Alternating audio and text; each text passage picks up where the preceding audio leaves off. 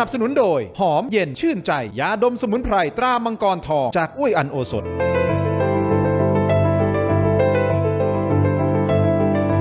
สวัสดีครับต้อนรับทุกท่านเข้าสู่รายการถกไม่เถียงครับประเด็นที่ผมจะถกวันนี้นะฮะ2ประเด็นใหญ่นะครับแน่นอนเรื่องของน้ำท่วมนี่คือประเด็นใหญ่ที่เรายังติดตามอย่างใกล้ชิดความเดือดร้อนของพ่อแม่พี่น้องคนไทยที่อยู่ทางภาคใต้นะครับอันนี้เป็นเรื่องใหญ่จริงๆเลยนะครับก็มีการตั้งคำถามกับการบริหารจัดการของรัฐบาลแล้วก็พุ่งเป้าไปที่คุณอนุทินชาญวิรากูลท่านนายกรัฐมนตรีนะครับว่าตกลงช้าหรือไม่แต่เขายืนยันนะฮะว่าไม่ได้ช้าทุกอย่างเป็นไปตามขั้นตอนนะครับแต่ความเป็นจริงมันคือเช่นไรเดี๋ยววันนี้จะได้มาวิเคราะห์กันนะครับส่วนอีกประเด็นหนึ่งเป็นประเด็นใหญ่ของสังคมแน่นอนเพราะว่าตำรวจเป็นที่พึ่งของประชาชนเป็นต้นน้ำของกระบวนการยุติธรรมวันนี้นะครับที่กรรมาธิการความมั่นคงนะก็มีการเรียกประชุมครั้งที่3นะโดยตอนแรกเข้าใจว่าทางด้านของตำรวจจะมาชี้แจงเพิ่มเติมหรืออย่างน้อยก็มารับฟังในที่ประชุมนะครับเพราะว่าอีกฝั่งหนึ่งก็คือท่านพลตำรวจเอกสุรเชษฐ์หักพานรวมถึงคุณอัจฉริยะเรืองรัตนพงศ์ก็มานะครับแต่สุดท้ายตำรวจไม่มาแล้วจะไปยังไงต่อวันนี้ผมจะอัปเดต2เรื่องใหญ่นี้พร้อมๆกันให้คุณผู้ชมได้รับทราบสลับ2ประเด็นนี้ของประเทศไทยติดตามถกไม่เถียงวันนี้ไปพร้อมๆกันนะครับท่านแรกครับแขกรับเชิญของผมผู้อำนวยการศูนย์การเปลี่ยนแปลงภูมิอากาศและภัยพิบัตินะครับมหาวิทยาลัยรังสิตและรองประธานมูลนิธิสภาเตือนภัยพิบัติแห่งชาตินะครับรองศาสตราจารย์ดรเสรีสุภารทิตครับสวัสดีครับอาจารย์ครับสวัสดีครับส่วนขวามือของผมนะครับท่านเลขาธิการสถาบันเพื่อการปฏิรูปกระบวนการยุติธรรมนะครับท่านพันตำรวจเอกวิรุธสิริสวัสดิบุตรครับสวัสดีครับท่านวิรุธครับขอบคุณทั้งสองท่านที่ให้เกียรติรายการถกไม่เถียงนะครับคุณผู้ชมอย่างนี้นะครับผมขอเริ่มต้นที่น้ำท่วมก่อนนะฮะท่านวิรุธครับอาจารย์เสรีครับผมอยากจะให้คุณผู้ชมไปดูภาพซึ่งเป็นภาพหดหู่แล้วเป็นเสียงตะโกนที่ตะโกนร้องขอความช่วยเหลือนะครับอาจารย์ท่ามกลางความมืดหลายชั่วโมงบริเวณเขต8หาดใหญ่เดี๋ยวไปชมคลิปนี้พร้อมๆกันนะครับเป็นคลิปที่ผู้ใช้ Facebook ใช้ชื่อว่าดอกไม้สีขาวครับโพสต์คลิปนี้เอาไว้ครับไปใช้มันยังไงไม่ใช่ช่วยพวกเราด้วยช่วยพวกเราด้วยค่ะ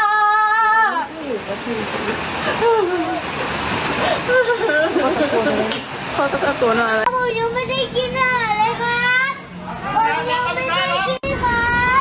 พี่ครับผมยังไม่ได้กินข้าวเลยครับพี่ครับผมยังไม่ได้กินข้าวเลยครับผมยังไม่ได้กินข้าวเลยครับผมยังไม่ได้กินข้าวเลยครับยังไม่ได้กินข้าวนี่คือเสียงของประชาชนที่อยู่ในพื้นที่ที่ได้รับผลกระทบอย่างหนักจากเหตุการณ์น้ำท่วมในครั้งนี้นะครับคุณผู้ชมและผมขออนุญาตอัปเดตนิดเดียวก่อนที่ผมจะไปถามอาจารย์เสรีนะครับกลางๆเลยนะฮะถามอาจารย์เสรีแบบกลางๆอาจารย์ก็ตอบแบบกลางๆตรงตามข้อเท็จจริงที่อาจารย์มีการวิเคราะห์ข้อมูลต่างๆนะครับอย่างนี้ฮะคุณผู้ชมครับทางด้านของรัฐบาลเองถูกตั้งคำถามเกี่ยวกับเรื่องของจัดการบริหารสถานการณ์ครั้งนี้อาจารย์ครับนั้นมีการตั้งคำถามว่าบริหารผิดพลาดหรือว่าล่าช้ากับวิกฤตที่เกิดขึ้นหรือไม่ผมขออนุญาตนะฮะท่านโฆษกรัฐบาลนะท่านศิริพงษ์อังคสกุลเกียรติท่านบอกว่าน้ำมาเร็วมากจนตนเชื่อว่าทุกคนก็คาดไม่ถึง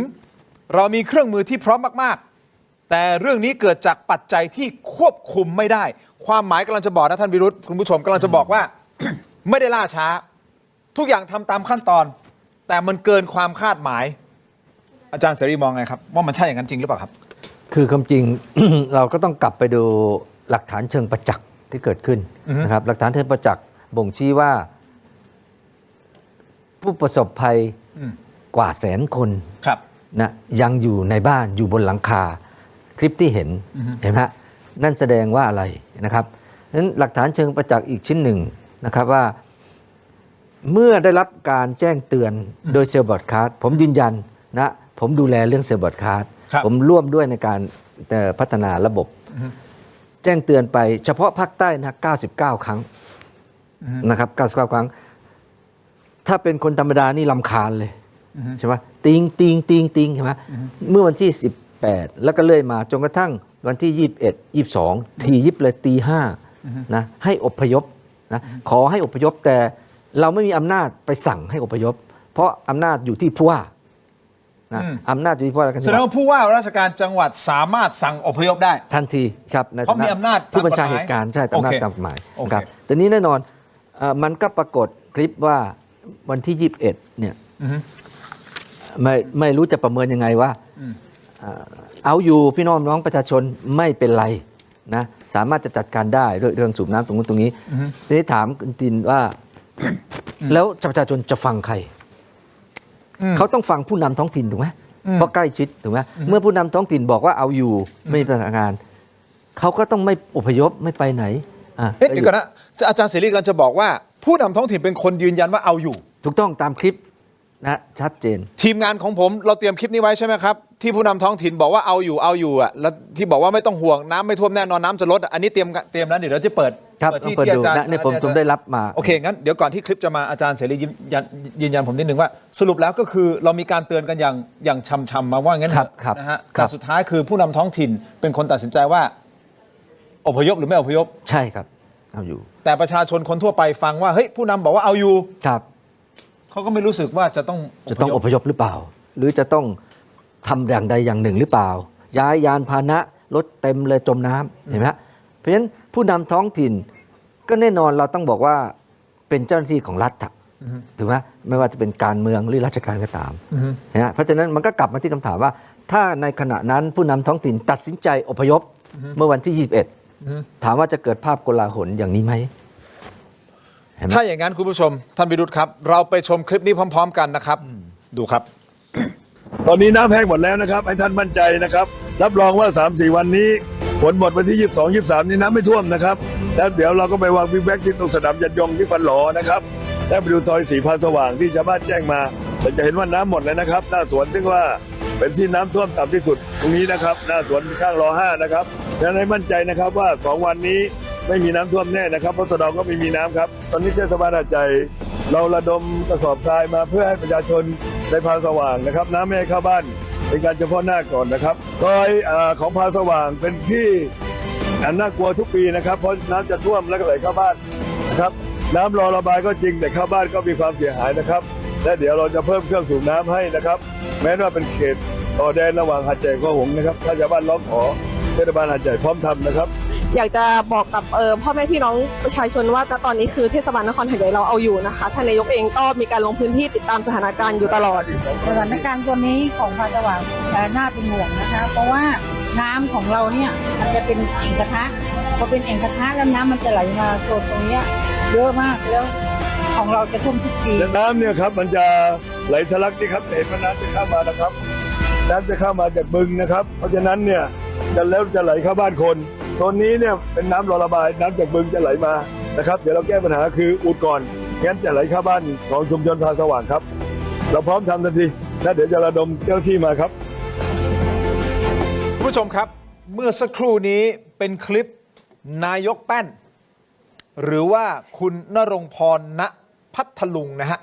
ซึ่งท่านเป็นนายกเทศมนตรีนครหาดใหญ่ ท่านลงพื้นที่นะครับไปที่อำเภอหาดใหญ่ตรงนี้แหละครับไปที่ตำบลคอหงส์ซึ่งดูจากคลิปเมื่อสักครู่นี้ทีมงานเรามีการตรวจสอบ Verify เป็นคลิปจริงถูกต้องไหมฮะนี่นะฮะนายกบอกเลยว่าเอาอยู่รับรอง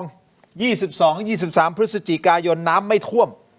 คลิปนี้ถูกโพสต์ลงบน TikTok ของเทศบาลนครหาดใหญ่เมื่อ5วันที่แล้วหรือราวๆสักวันที่ 21เนาะประมาณนั้นนะอาจารย์เสรี ครับ นี่ฮะท่านก็พูดเลยตอนคลิปต้นติดบอกตอนนี้น้ำแห้งหมดแล้วครับให้ท่านมั่นใจรับรองว่า 3-4 วันฝนหมดวันที่ 22-23 นี้น้ำไม่ท่วมนะครับตรงนี้ใช่ไหมฮะอาจารย์ ใช่ครับคือประเด็นมันทำให้ประชาชนสับสนนะคือเราเองไม่ได้มีเจตนาที่จะไปต่อว่าต่ออะไรแต่ว่าการประเมินสถานการณ์เนี่ยนะครับท่านต้องประเมินบนสถานการณ์ที่เลวร้ายที่สุดที่จะเกิดขึ้นกับท่าน เพราะว่าคำเตือนมันออกมาแล้วว่าฝนจะตกหนักถึงหนักมาก 300-400 มิลลิเมตรใช่ไหมท่านมีผู้เชี่ยวชาญอยู่ภายในองค์กรใช่ไหมเพราะฉะนั้นท่านต้องประเมินให้ได้ว่าถ้า 300 มิลลิเมตรเนี่ยท่านควรจะทำยังไง นะเพราะฉะนั้นประชาชนพอได้ยินคำนั้นออกมา ซึ่งไม่ควรจะออกมานะจากปากของผู้นำนะครับว่าเอาอยู่เพื่อเรามีประสบการณ์เยอะมากคำว่าเอาอยู่เนี่ยนะครับเพราะฉะนั้นผลก็คือภาพที่เห็นนะคุณตินลองนึกจินตนาการ ถ้าเราได้อพยพคนสัก 5,000 หรือ 10,000 คนเนี่ยมันก็อย่างน้อยก็หนักเป็นเบานะถ้าเราได้มีการสร้างเตรียมศูนย์พักพิงเพื่อรองรับนะมันก็หนักเป็นเบาใช่ไหมเพราะฉะนั้นไม่โรงพยาบาลต่างๆเนี่ยหนักมาก 3-4 โรงพยาบาลนะผมดูแล้วแล้วถ้าเจ้าหน้าที่โรงพยาบาลผู้อำนวยการโรงพยาบาลฟังอย่างนั้นเนี่ยท่านว่าโรงพยาบาลเขาจะทำอะไรไหมเขาก็ไม่ต้องทำอะไรบอกเอาอยู่เขาก็ไม่ต้องเตรียมอะไรถูกไหมผู้ป่วยหรือแม้แต่เครื่องปั่นไฟ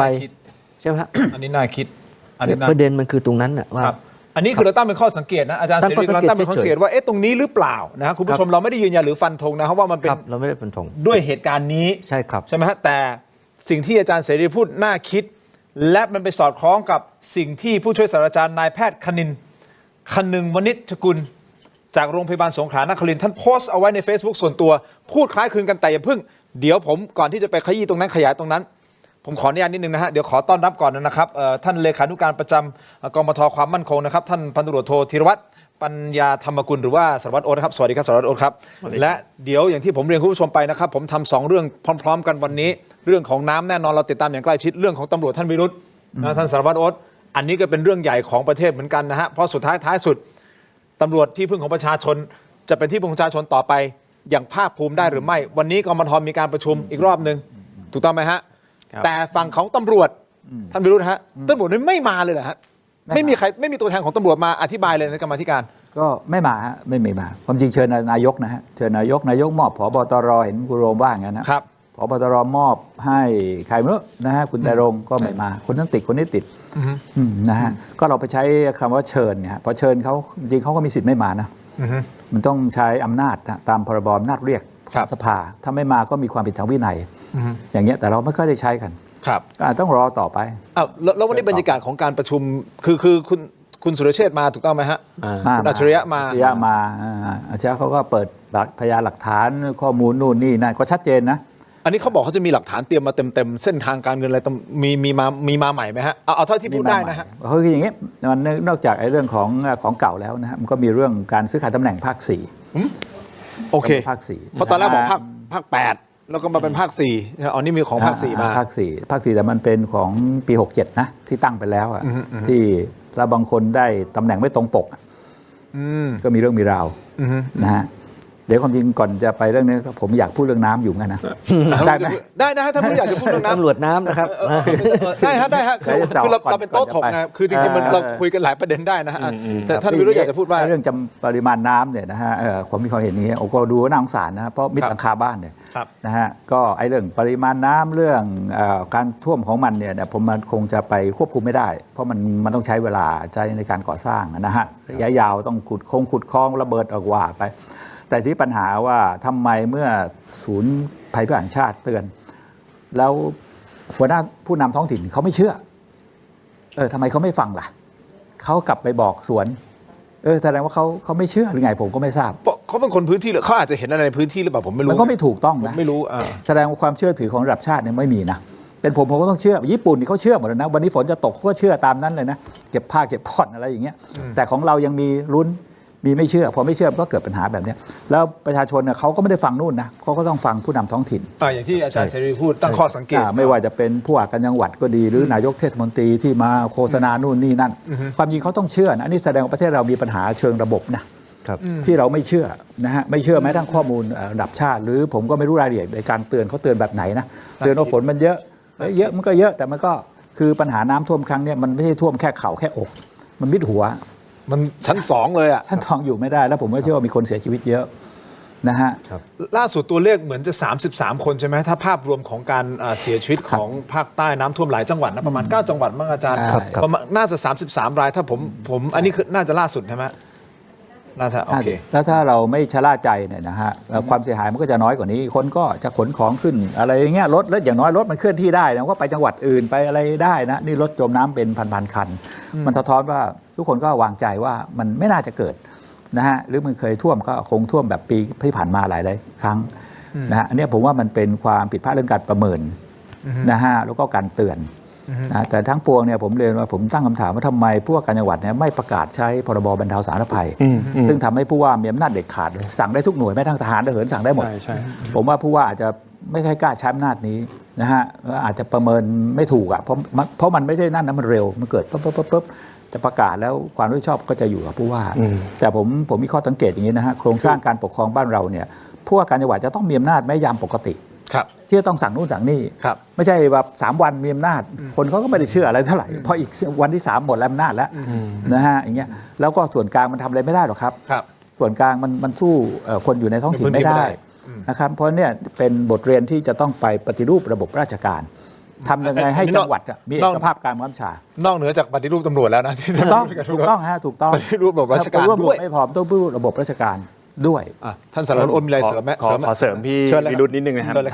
ถ้าพูดถึงเรื่องพรบบรรเทาสาธารณภัยเนี่ยก็คือ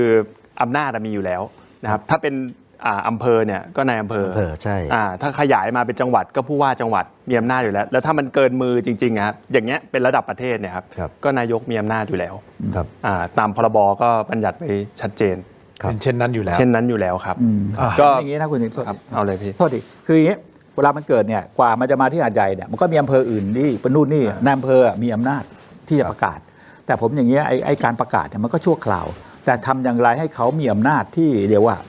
มันก็เป็นปกติเลยอ่ะที่จะสั่งหน่วยนู้นหน่วยนี้แต่เพราะว่าพรบบรรเทาสาธารณภัยเนี่ยมันจะกว้างไปถึงทุกหน่วยเลยนะทหารทหารต้องสั่งได้หมดนะฮะซึ่งเขาก็ไม่ค่อยกล้าใช้นะฮะอย่างนี้คุณผู้ชมครับ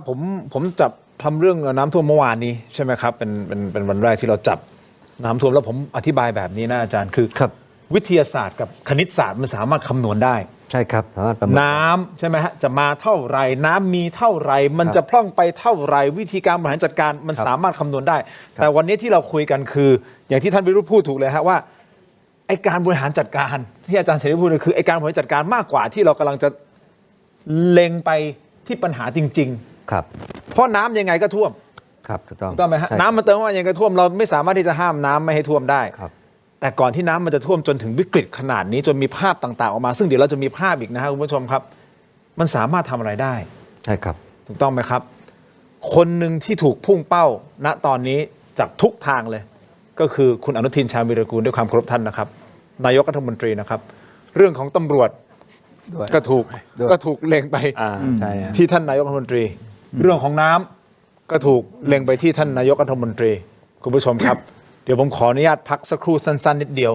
เดี๋ยวกลับมาพูดคุยกันต่อเดี๋ยวตำรวจไปกันต่อนะฮะเดี๋ยวไปตำรวจกันต่อนะครับแล้วเดี๋ยวเรื่องของน้ำผมจะถามเลยนะฮะว่าสุดท้ายสุดถ้าเป็นอย่างนี้ถ้าเกิดเป็นสถานการณ์อย่างนี้ใครต้องรับผิดชอบคนในพื้นที่ในท้องถิ่นครับหรือคนระดับชาติพักสักครู่ครับ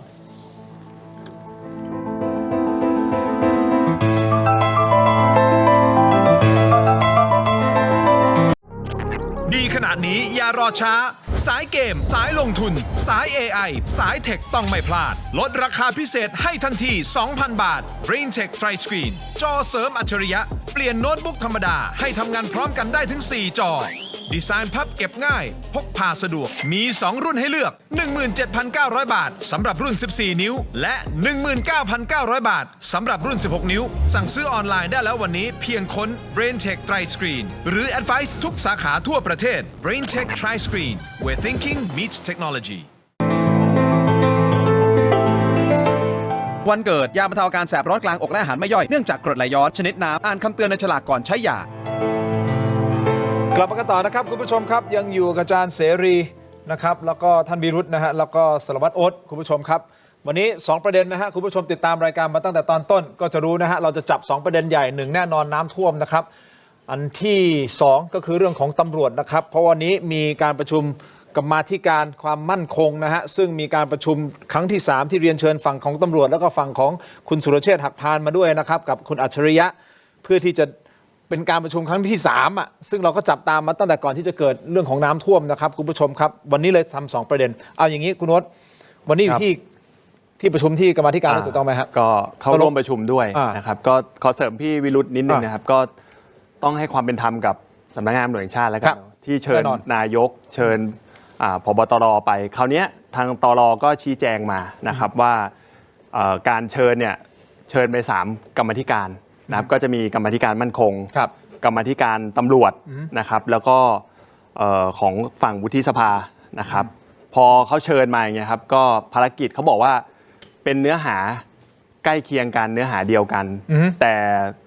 ได้รีเช็คแล้วปรากฏว่าคนละเรื่องนะครับคราวนี้พอเวลามันทับซ้อนกันเนี่ยผมก็อยากจะจริงๆมันเป็นโอกาสอันดีนะครับถ้าทางสำนักงานตำรวจแห่งชาติเนี่ยส่งผู้บริหารมาคุยกับทางกรรมาธิการเพราะมันจะได้เป็นการสื่อสารไม่งั้นเนี่ยมันก็ไม่มีโอกาสสื่อสารพอมาสื่อสารผ่านสื่อไงครับผมว่ามันดูไม่ค่อยดีเท่าไหร่เพราะฉะนั้นเนี่ยถ้ามาสื่อสารประชุมในกรรมาธิการได้ผมว่าเป็นเรื่องดีที่เขาบอกว่าไม่มีคนมาเนี่ยภารกิจทับซ้อนแต่ผมต้องนำเรียนจริงๆนะฮะว่าสำนักงานตำรวจแห่งชาติเนี่ยมีผบตร1ท่านท่านคนเดียวแยกร่างไม่ได้ยิ่งตอนนี้เกิดภารกิจน้ำท่วมเนี่ยท่านก็ไปอยู่ภาคใต้นะครับแต่ว่ารองผบตรเนี่ยมี6ท่านนะครับรวมถึงเจรตำรวจแห่งชาตินะครับมี6ท่านเนี่ยท่านสามารถแบ่งมาได้แต่ถ้าภารกิจของรองผบตรเนี่ย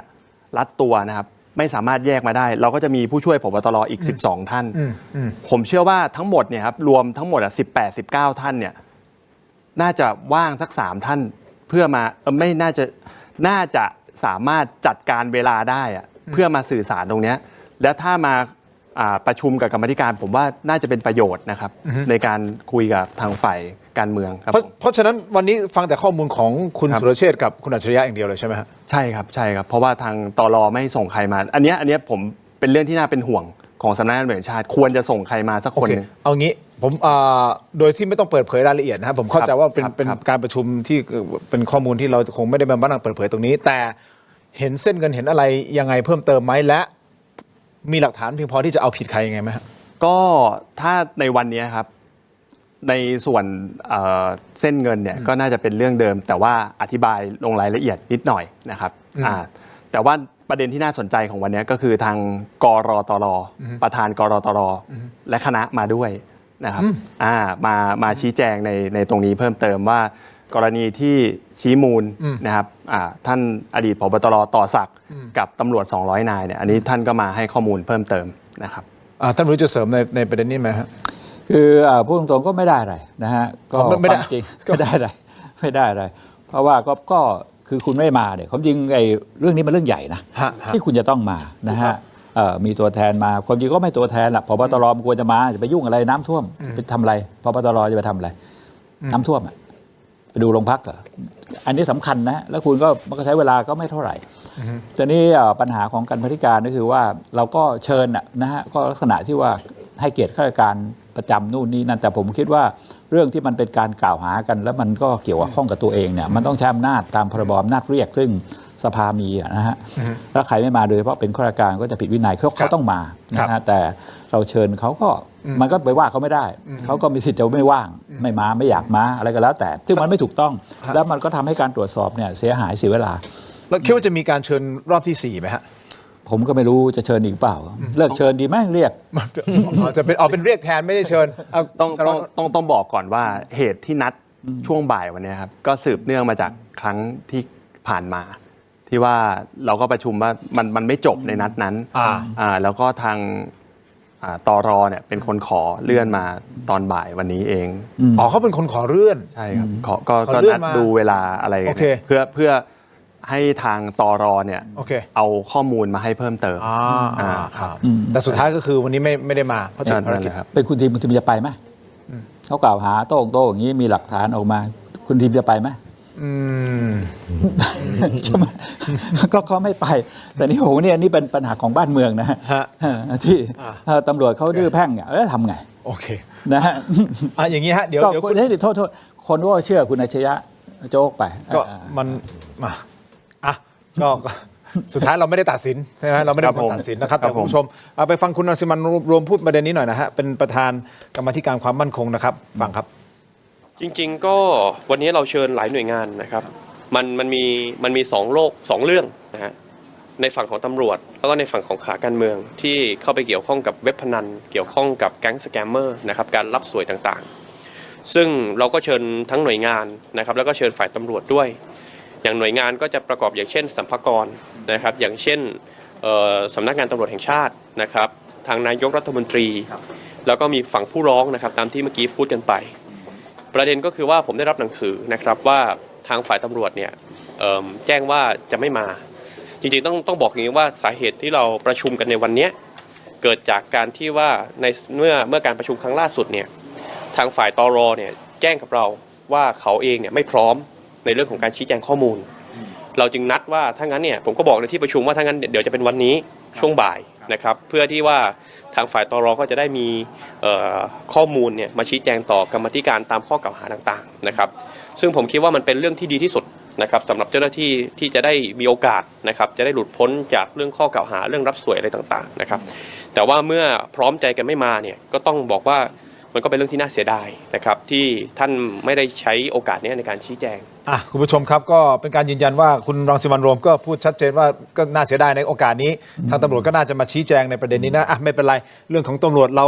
พักไว้ตรงนี้ก่อนนะครับคุณผู้ชมผมขออนุญาตพาคุณผู้ชมลงไปที่ภาคใต้กันต่อเกี่ยวกับเรื่องของน้ำท่วมนะครับไปดูเหตุการณ์อันนี้โอ้โหสะเทือนใจจริงๆนะฮะอาจารย์เสรีนะครับเป็นเรื่องราวของแม่ลูก2 คนนะครับปรากฏว่าคุณแม่วัย80 ปีครับท่านจมน้ำเสียชีวิตครับศูนย์บ้านผู้จากสาดินทุนหนึ่งเลยเมื่อคืนน้ำท่วมสูงมากบ้านผู้สาดินทุนหนึ่งเลยพอดีคุณยายเกาะไม่ไหวคือเคสตัวนี้ยาที่เราเข้ามาเสียแล้วนะครับตัวนี้ระดับน้ำประมาณ1.80 ผมยืนไม่ถึงนะครับเดี๋ยวป้าอยู่บนอะไรครับตอนนี้อยู่ในตู้เย็นนะเดี๋ยวผมจะมาโค้งเอาโทรศัพท์ปิดเลยเข้าแจ้งยังไงเดี๋ยวตู้เย็นเทียบรีบใส่ตู้ชีพไปโดนจากรถพยาบาล02พี่ไม่ต้องประคองไหมพี่ใส่ตู้ชีพไม่ได้หัวตามเลยที่ใด60มาแล้วพวก02เลย02สอบถามเมื่อสักครู่สาธิตอยู่ไหนนะเนี่ยวันนี้คือมันเดลิเนาเป็นเดลิเนาแกอยู่ตรงไหนยังอยู่เดลิเนาถูกต้องเป็นถูกต้องกำลังลำเลียงลงมาจากที่สูงแบบคือเมื่อคืนแกแยกเที่ยวหรือไงใช่ค่ะน้ำมาแรงมากแล้วก็เลยแยกกัน2.8หรือไม่หลุดกันใช่ไหม2.8เนี่ยยายคือคุณแม่ใช่ไหมใช่ค่ะ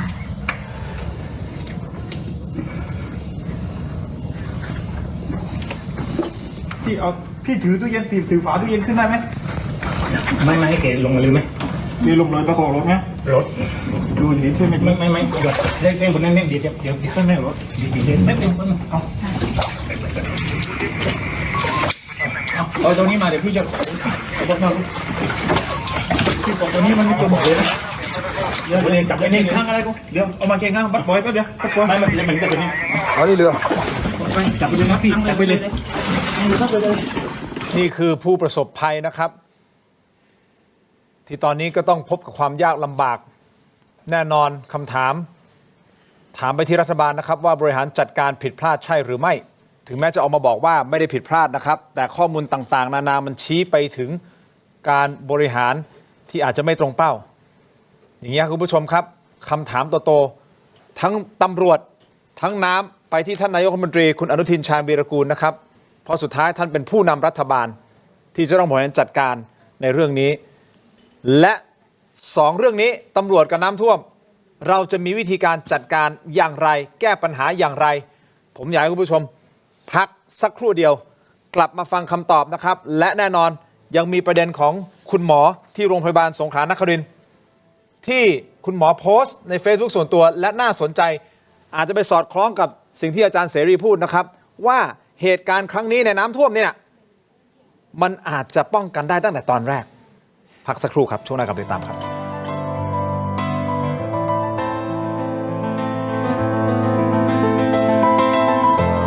หม้อหุงข้าวซิกเกอร์อิเล็กทริกนะครับหุงข้าวสวยขึ้นหม้อนะครับเรามีมาด้วยกันทั้งหมด2รุ่นนะครับรุ่นแรกหม้อหุงข้าวดิจิตอล 1.8 ลิตรนะครับเหมาะสำหรับคุณพ่อบ้านแม่บ้านนะครับและรุ่นที่2นะครับหม้อหุงข้าว 3D Pro 5.6 ลิตรนะครับเหมาะสำหรับร้านค้าครับเรามาดูที่ตัวแรกกันก่อนเลยนะครับหม้อหุงข้าวดิจิตอล 1.8 ลิตรนะครับที่สามารถหุงข้าวและทำอาหารได้หลากหลายนะครับด้วย6โปรแกรมอัตโนมัติและยังสามารถตั้งเวลาหุงข้าวล่วงหน้าได้ อุ่นร้อนได้นานสูงสุดถึง 24 ชั่วโมง เดี๋ยวเรามาดูกันนะครับว่าข้าวที่หุงสุกแล้วจะเป็นยังไงครับ โอ้โห ข้าวเรียงเม็ดสวยฟูนุ่มแบบนี้เลยนะฮะเพราะว่าเรามีระบบเซ็นเซอร์ที่ควบคุมอุณหภูมิทั้งบนล่างนะครับสำหรับรุ่นต่อไปนะครับหม้อหุงข้าว 3D Pro นะครับของเรามีระบบ 3D Heating นะครับอุ่นรอบทิศทางนะครับที่ฝาจะช่วยลดไอน้ำมีชั้นรองไอน้ำจากในหม้อนะครับเหมือนหุงข้าวใหม่ตลอดเวลานะครับหุงข้าวครั้งเดียวนะครับสูงสุดได้ถึง 50 จานเลยทีเดียวนะครับใช้งานง่ายแค่ปลายนิ้วคลิกครับแถมหม้อหุงข้าวทั้ง2รุ่นนี้นะครับยังเคลือบนอนสติ๊กนะครับข้าวไม่ติดหม้อทำความสะอาดง่ายสั่งซื้อตามช่องทางด้านล่างนี้ได้เลยครับ สวัสดีครับ ผมชัยพัฒน์สีทองนะครับผู้จัดการฝ่ายไปรษณีย์เขต 8 เราได้ช่วยชุมชนในการนำสินค้านะครับที่ชุมชนผลิตนะครับเข้าสู่การจำหน่ายผ่าน thailandpostmart.com นะครับ ก็อยากจะฝากสินค้าของชุมชนบ้านปากน้ำปากพญาให้กับพี่น้องนะครับที่อยู่ทั่วประเทศไทยนะครับช่วยกันสนับสนุนช่วยกันอุดหนุนนะครับโดยผ่านไปรษณีย์ไทยนะครับเพื่อที่จะให้ชุมชนได้เกิดความยั่งยืนนะครับ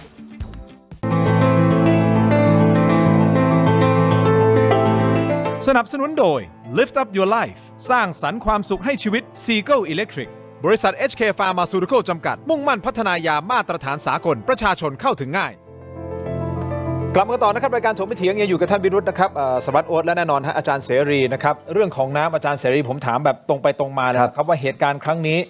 สุดท้ายสุดคนที่รับผิดชอบต้องเป็นใครแต่ก่อนที่จะไปฟังคำตอบอาจารย์ครับผมอยากจะให้ไปดูโพสต์ของคุณหมอคณินหน่อยคุณหมอคณินจากโรงพยาบาลสงขลานครินทร์นะครับท่านโพสต์ข้อความส่วนตัวยาวเหยียดเลยนะครับแต่มันมีข้อความบางช่วงบางตอนที่มันไปสอดคล้องที่อาจารย์เสรีได้พูดก่อนหน้านี้และตั้งข้อสังเกตไว้อาจารย์หมอคณินเขียนว่าทุกฤดูฝนชาวหาดใหญ่จะฟังเทศบาลเป็นหลัก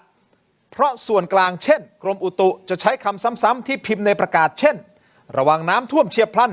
ดินถล่มซึ่งบางครั้งตกแค่เล็กน้อยกรมอุตุก็จะใช้คำพูดที่ไม่ต่างกันไม่ได้สื่อถึงความรุนแรงแต่เทศบาลจะสื่อสารโดยใช้ระบบสีธงซึ่งชาวหาดใหญ่จะเข้าใจว่าคืออะไรในรอบนี้มีระบบแจ้งเตือนจากส่วนกลางก่อนแต่เทศบาลกลับสื่อสารไปคนละทางแม้ทุกคนได้รับสัญญาณเตือนแต่เทศบาลกลับยังบอกประชาชนว่าธงเขียวครับมันก็อนุมานได้ว่าอ้าวก็ประชาชนคนในพื้นที่ก็ฟังเทศบาลฟังผู้นำท้องถิ่นอย่างที่อาจารย์เสรีตั้งข้อสังเกตซึ่งคุณหมอคณินก็เขียนแบบนี้มันไปสอดคล้องกันสุดท้ายงานนี้มันป้องกันน้ำท่วมไม่ได้หรอกแต่อย่างน้อยมันทำอะไรได้บ้างฮะถ้าเรารู้ล่วงหน้าเราก็รับมือแบบล่วงหน้ามันบรรเทาได้แน่นอนนะเราก็จะไม่เห็นภาพผู้เสียชีวิตอย่างนี้มากมายขนาดนี้เราจะไม่เห็นภาพกว่าแสนคนรอความช่วยเหลือร้องขอแต่ละคลิปที่ออกมามันเป็นหลักฐานเชิงประจักษ์นะครับเพราะฉะนั้นถ้าณขณะนั้นผมเป็นผู้บัญชาการเหตุการณ์นะผมประเมินสถานการณ์รวบรวมผมมีเจ้าหน้าที่ที่เกี่ยวข้องประเมินร่วมกันนะผมตัดสินใจ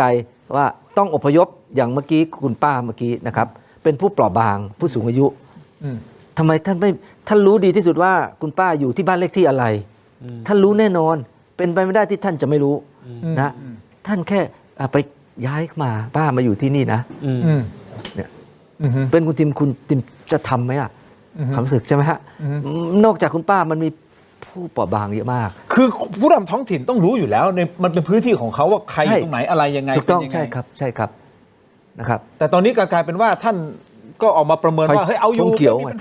ยวครับอะไรที่ทำให้เขาอาจารย์คิดว่าคือด้วยความเป็นธรรมทีมงานเดี๋ยวพยายามติดต่อนายกแป้นด้วยนะฮะก็พยายามให้ความเป็นธรรมกับท่านนะว่าทำไมท่านถึงคิดว่ามันเป็นธงเขียวนะตอนนั้นหรือว่ามัน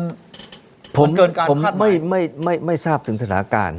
ว่าเขาคิดยังไงนะผมไม่รู้จินตนาการไม่ได้เลยครับแต่อย่างที่บอกถ้าเป็นผมเนี่ยสถานการณ์ที่ฝนตกขนาดนี้นะครับเรามีเครื่องมือนะครับในการประเมินว่าน้ำจะท่วมบ้านคุณป้า2 เมตรน้ำจะท่วมที่นี่3 เมตรเดี๋ยวนี้เทคโนโลยีไปไกลนะครับท่านขาดตรงนี้หรือเปล่านะนี่จะไปโทษท่านคนเดียวก็ไม่ได้ว่าถ้าท่านขาดท่านต้องร้องขอคือถ้าเราได้ดูคลิปอย่างนี้ปั๊บเนี่ยแสดงว่าอะไรเอาอยู่หมายความว่าท่านไม่ต้องการความช่วยเหลือจากรัฐบาลกลางใช่ไหมท่านไม่ต้องการรถไม่ต้องการเสบียงอาหารไม่ต้องการกู้ชีพเพราะในพรบเขียนไว้เลยว่าทุกหน่วยงานนะถ้าระดับเกินความสามารถของท้องถิ่นแล้วเนี่ยผู้บัญชาการสั่งการได้เลยแม้แต่เอกชนนะครับบริษัทใหญ่เนี่ย ให้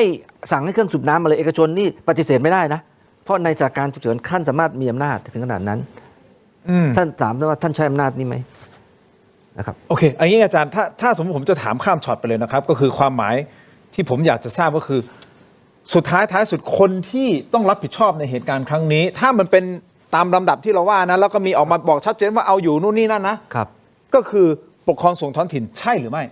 เป็นไปตามระดับตามพรบเลยนะครับไปตามระดับเลยผู้นำท้องถิ่นผู้นำจังหวัดและก็มท.1มท.1คือมหาดไทยถูกต้องใช่รัฐมนตรีว่าการกระทรวงมหาดไทยคือคุณอนุทินชาญวีรกูลนายกรัฐมนตรีเป็นไปตามพรบเรื่องของน้ำเป็นไปตามพรบแสดงว่าสุดท้ายสุดท่านนายกก็ต้องรับผิดชอบด้วยถูกต้องใช่ครับมันหนีปฏิเสธไม่ได้เดี๋ยวมาขยายความเพิ่มเติมตำรวจเขาต่อน้ำนิดต่อน้ำเชิญฮะคืออย่างนี้น้ำมาขนาดนี้นะฮะมันมีทางเดียวต้องหนีโอเคท่านวิรุธผมขออนุญาตผมต้องไปออนไลน์ตอนนี้เวลา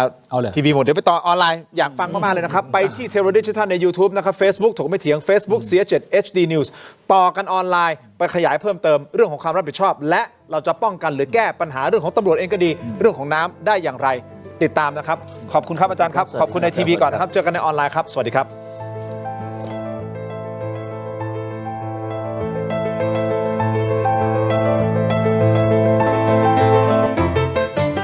กลับมาต่อนะครับรายการถกไม่เถียงในช่วงของออนไลน์ขออภัยคุณผู้ชมนะครับพอดีมีปัญหาทางเทคนิคแก้ไขกันไปนะฮะคุณผู้ชมครับแต่อยากให้คุณผู้ชมโหวตกันเข้ามาหน่อยคำถามของเรานะถามว่าคุณคิดว่ารัฐบาลบริหารจัดการสถานการณ์น้ำท่วมหาดใหญ่ได้ดีในระดับไหนกอไก่ดีกว่ามาตรฐานขอไข่ก็ตามมาตรฐานหรือคอควายเฮ้ยมันต่ำกว่ามาตรฐานโหวตกันเข้ามาหน่อยนะฮะคุณผู้ชมอยากฟังความคิดเห็นคุณผู้ชมที่ดูตอนนี้อยู่นะฮะและแน่นอนยังอยู่กับท่านวิรุธสิริสวัสดิบุตรนะครับท่านพันตำรวจเอกวิรุธนะฮะเลขาธิการสถาบันเพื่อการปฏิรูปกระบวนการยุติธรรมนะครับแล้วก็เลขานุการประจำกมท.ความมั่นคงนะครับท่านพันตำรวจโทธีรวัตรปัญญาธรรมกุลนะฮะหรือว่าสารวัตรโอ๊ตและอีกท่านหนึ่งที่มาสะท้อนเรื่องของปัญหาน้ำของเราได้ดีเหลือเกินนะฮะก็คือรองศาสตราจารย์ดร.เสรีสุภารทิตนะท่านเป็นผู้อำนวยการศูนย์การเปลี่ยนแปลงภูมิอากาศและภัยพิบัติมหาวิทยาลัยรังสิตและรองประธานมูลนิธิสภาเตือนภัยพิบัติแห่งชาติเรื่องใหญ่2เรื่องตำรวจกับน้ำมันพันกันเป็น1เรื่องเพราะว่าคนที่รับผิดชอบทุกคนพุ่งเป้าไปที่นายกรัฐมนตรีน้ำปฏิเสธไม่ได้เพราะว่านายกรัฐมนตรีเป็นเบอร์1การบริหารจัดการน้ำและท่านก็เป็นรัฐมนตรีว่าการกระทรวงมหาดไทยด้วยเพราะคนในพื้นที่เทศบาลผู้ว่าราชการต่างๆอยู่ภายใต้มหาดไทยเพราะฉะนั้นท่านเป็นนายกรัฐมนตรีควบมหาดไทยผู้บังคับบัญชาโดยตรงก็ต้องรับผิดชอบในเรื่องนี้ตำรวจนายกรัฐมนตรีก็เป็นคนรับผิดชอบตำรวจเช่นเดียวกันใช่คนอื่นก็ไม่ยุ่งซึ่ง2เรื่องนี้เป็น2เรื่องใหญ่ของประเทศณวันนี้แน่นอนตำรวจมีปัญหาที่มันร้อนแรงมาเป็นระยะจนถึงวันนี้ที่ประชุมกมท.ความมั่นคงปรากฏว่าตำรวจไม่ไปอธิบายอะไรเลยนะครับก็ไม่เป็นไรเป็นสิทธิ์ของท่านแต่ในรายการก็เปิดโอกาสให้กับฝั่งของพลตำรวจเอกสุรเชษฐ์หักพานอดีตรองผบ.ตร.อธิบายทั้งหมดคุณอัจฉริยะ เรืองรัตนพงศ์อธิบายทั้งหมดกรรมาธิการก็ฟังก็ไม่รู้ว่าตำรวจจะเข้ามาให้ข้อมูลอีกด้านหนึ่งเมื่อไหร่อย่างไรอันนี้เราไม่อาจทราบได้แต่สุดท้ายสุดคุณผู้ชมเราคุยกันตรงนี้เพื่ออะไรฮะอาจารย์เสรีเราต้องการมองไปข้างหน้าแล้วหาทางออกกับทั้ง2เรื่องซึ่งมันพันเป็นคนเดียวกันที่ต้องรับผิดชอบทั้ง2เรื่องครับต้องครับถูกต้องไหมฮะใช่ครับสมมติฐานที่ว่ามันคือประชาชนฟังผู้นำท้องถิ่นแล้วไม่อพยพออกจากพื้นที่เพราะว่าอะไรเพราะผู้นำบอกว่าธงเขียวเอาอยู่ตามคลิปที่ปรากฏนะครับซึ่งทีมงานของผมไปตรวจทานสอบทานอีกทีคลิปนี้มันมาจาก TikTok Official ของเทศบาลนครหาดใหญ่โพสต์ไว้วันที่เท่าไหร่นะ21ใช่ไหมประมาณกี่โมงตรวจสอบอีกทีนึงนะครับวันที่21เซลล์บอดแคสต์ที่เตือนแล้วเตือนเดี๋ยวให้อพยพจริงๆเขาเตือนตั้งแต่วันที่เท่าไหร่นะ17ใช่ไหมเขาเตือนเป็นข้อมูลข่าวสาร17แล้วก็เตือนระดับที่เอ็กซ์ตรีมให้อพยพเนี่ย21เวลาตี 5เตือนแล้ว21เวลาตี 5ประมาณท่านวิรุธตั้งข้อสังเกตบอกว่าแล้วสุดท้าย ทำไมท้องถิ่น ไม่เชื่อ เหมือนสวน กับส่วนกลางนั่นหมายความว่าส่วนกลางไม่น่าเชื่อถือพอหรือเปล่า คืออย่างนี้ต้องให้ความเป็นธรรมนะว่าที่นายกเขาพูดเนี่ยไม่ทราบว่าได้ทราบข้อมูลอันนี้หรือยังการเตือน ท่านนายกเทศมนตรีนะ ถ้าเขาพูดก่อนเนี่ยก็โอเคก็เห็นใจเขาอยู่นะเพราะว่าเขาไม่มีความรู้นี่แต่ถ้าเขารับรู้แต่มันก็มาตอนตี 5นะคนส่วนใหญ่ก็จะนอนอยู่นะ ก็ไม่รู้ ตี 5ก็ต้องตื่นแล้วอ่ะสะดุ้งตื่นเพราะเขาเตือนทางนี้เตือนบอกให้อพยพทันทีเลยใช่ไหมฮะ ใช่ครับบางทีมันก็บริหารจัดการยากอยู่นะนะฮะแต่ผมอย่างนี้ฮะอพยพนี่ก็ส่วนหนึ่งนะแต่ความจริงเนี่ยผู้ว่าการจังหวัดเนี่ยมีอำนาจที่ประกาศเป็นเขตภัยพิบัติและใช้พรบนะฮะ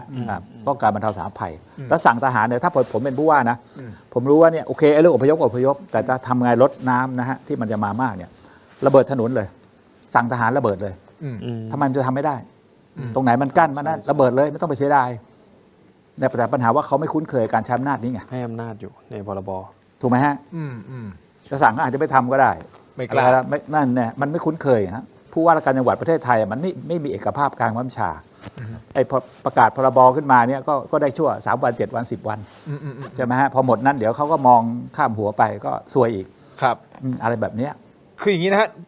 ให้ความเป็นธรรมกับท่านนายกแป้นด้วยนะครับ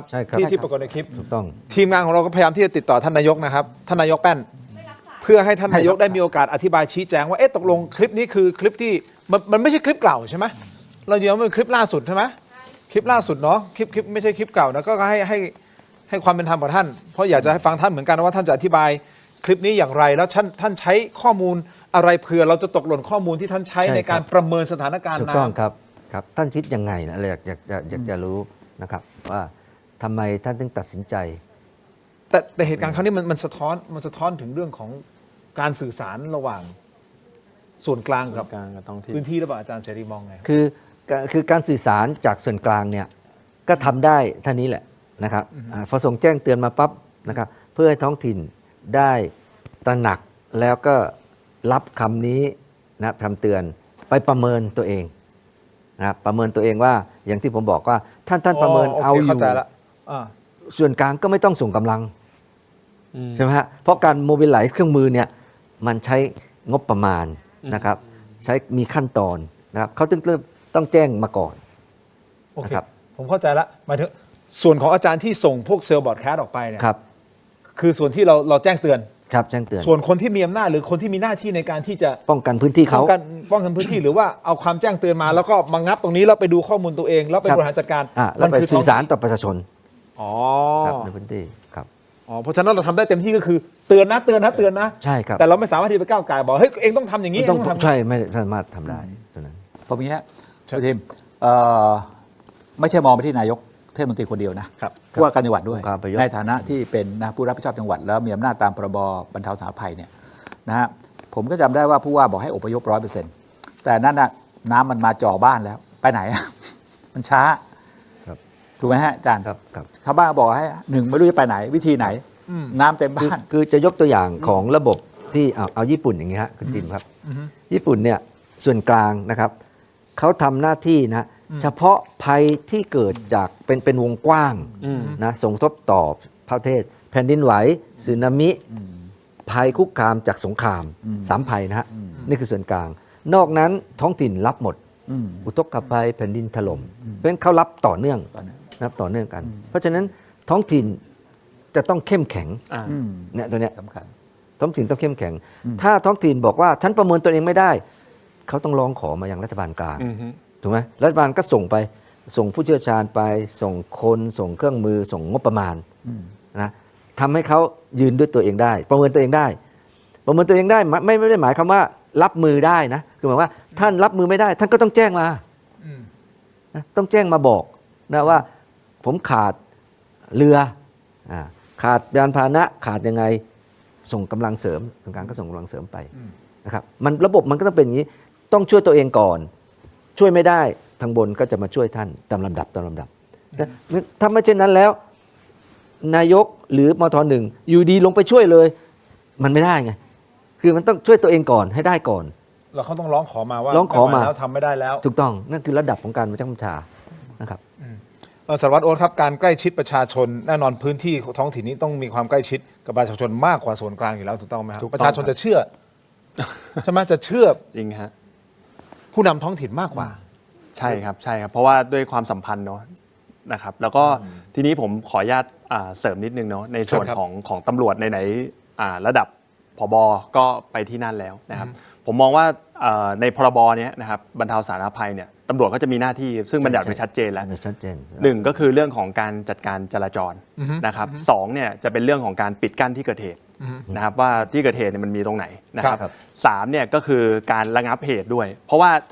แน่นอนครับช่วงเนี้ย ใช่ ช่วงชุลมุนเนี่ยมันก็อาจจะเกิดขึ้นได้นะครับการลักเล็กขโมยน้อยเนี่ยอันเนี้ยเป็นสิ่งที่ตำรวจต้องเฝ้าระวังไว้นะครับ ถูกต้อง แล้วก็ส่วนสุดท้ายส่วนที่สี่เนี่ยก็คือการช่วยเหลือนะครับเวลาเราไปเจอเหตุซึ่งหน้าช่วยเหลือหรือเป็นกำลังเสริม ครับ หน้าที่ตำรวจเนี่ยจะมีอยู่เท่านี้ แต่ว่าการไปแอคชั่นช่วยเกินหน้าที่เนี่ยผมมองว่าเราทำหน้าที่ตำรวจนะครับทำหน้าที่ตรงนี้ให้ดีก่อน ครับ แล้วงานของตำรวจจริงๆเนี่ยจะเจออยู่ตอนหลังเหตุการณ์เรียบร้อยเนี่ยครับเมื่อน้ำแห้งครับหนึ่งครับอันเนี้ยทางตรต้องจัดเตรียมแล้วมีการแจ้งความแน่นอน ไปดูว่าเป็นหลักฐานเอกสารหายของหายไหมนู่นนี่นั่นหรือว่ามีของการ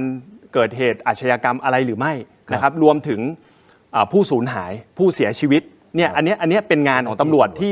ที่ควรจะต้อง ตำรวจต้องเตรียมรับมือณตอนนี้นะ ตอนนี้เลยใช่ไหม ณตอนนี้เพราะว่าถ้าน้ำแห้งปุ๊บคุณจะได้ส่งทีมเข้าไปได้เลย ซึ่งกำลังของโรงพักเนี่ยผมเชื่อว่าไม่พอ อือฮึ จังหวัดนี่ก็ยังยากลำบากนะครับ ครับ ต้องส่งส่วนกลางไปเลยครับอันเนี้ยผมอยากให้ทางผู้บริหารสตช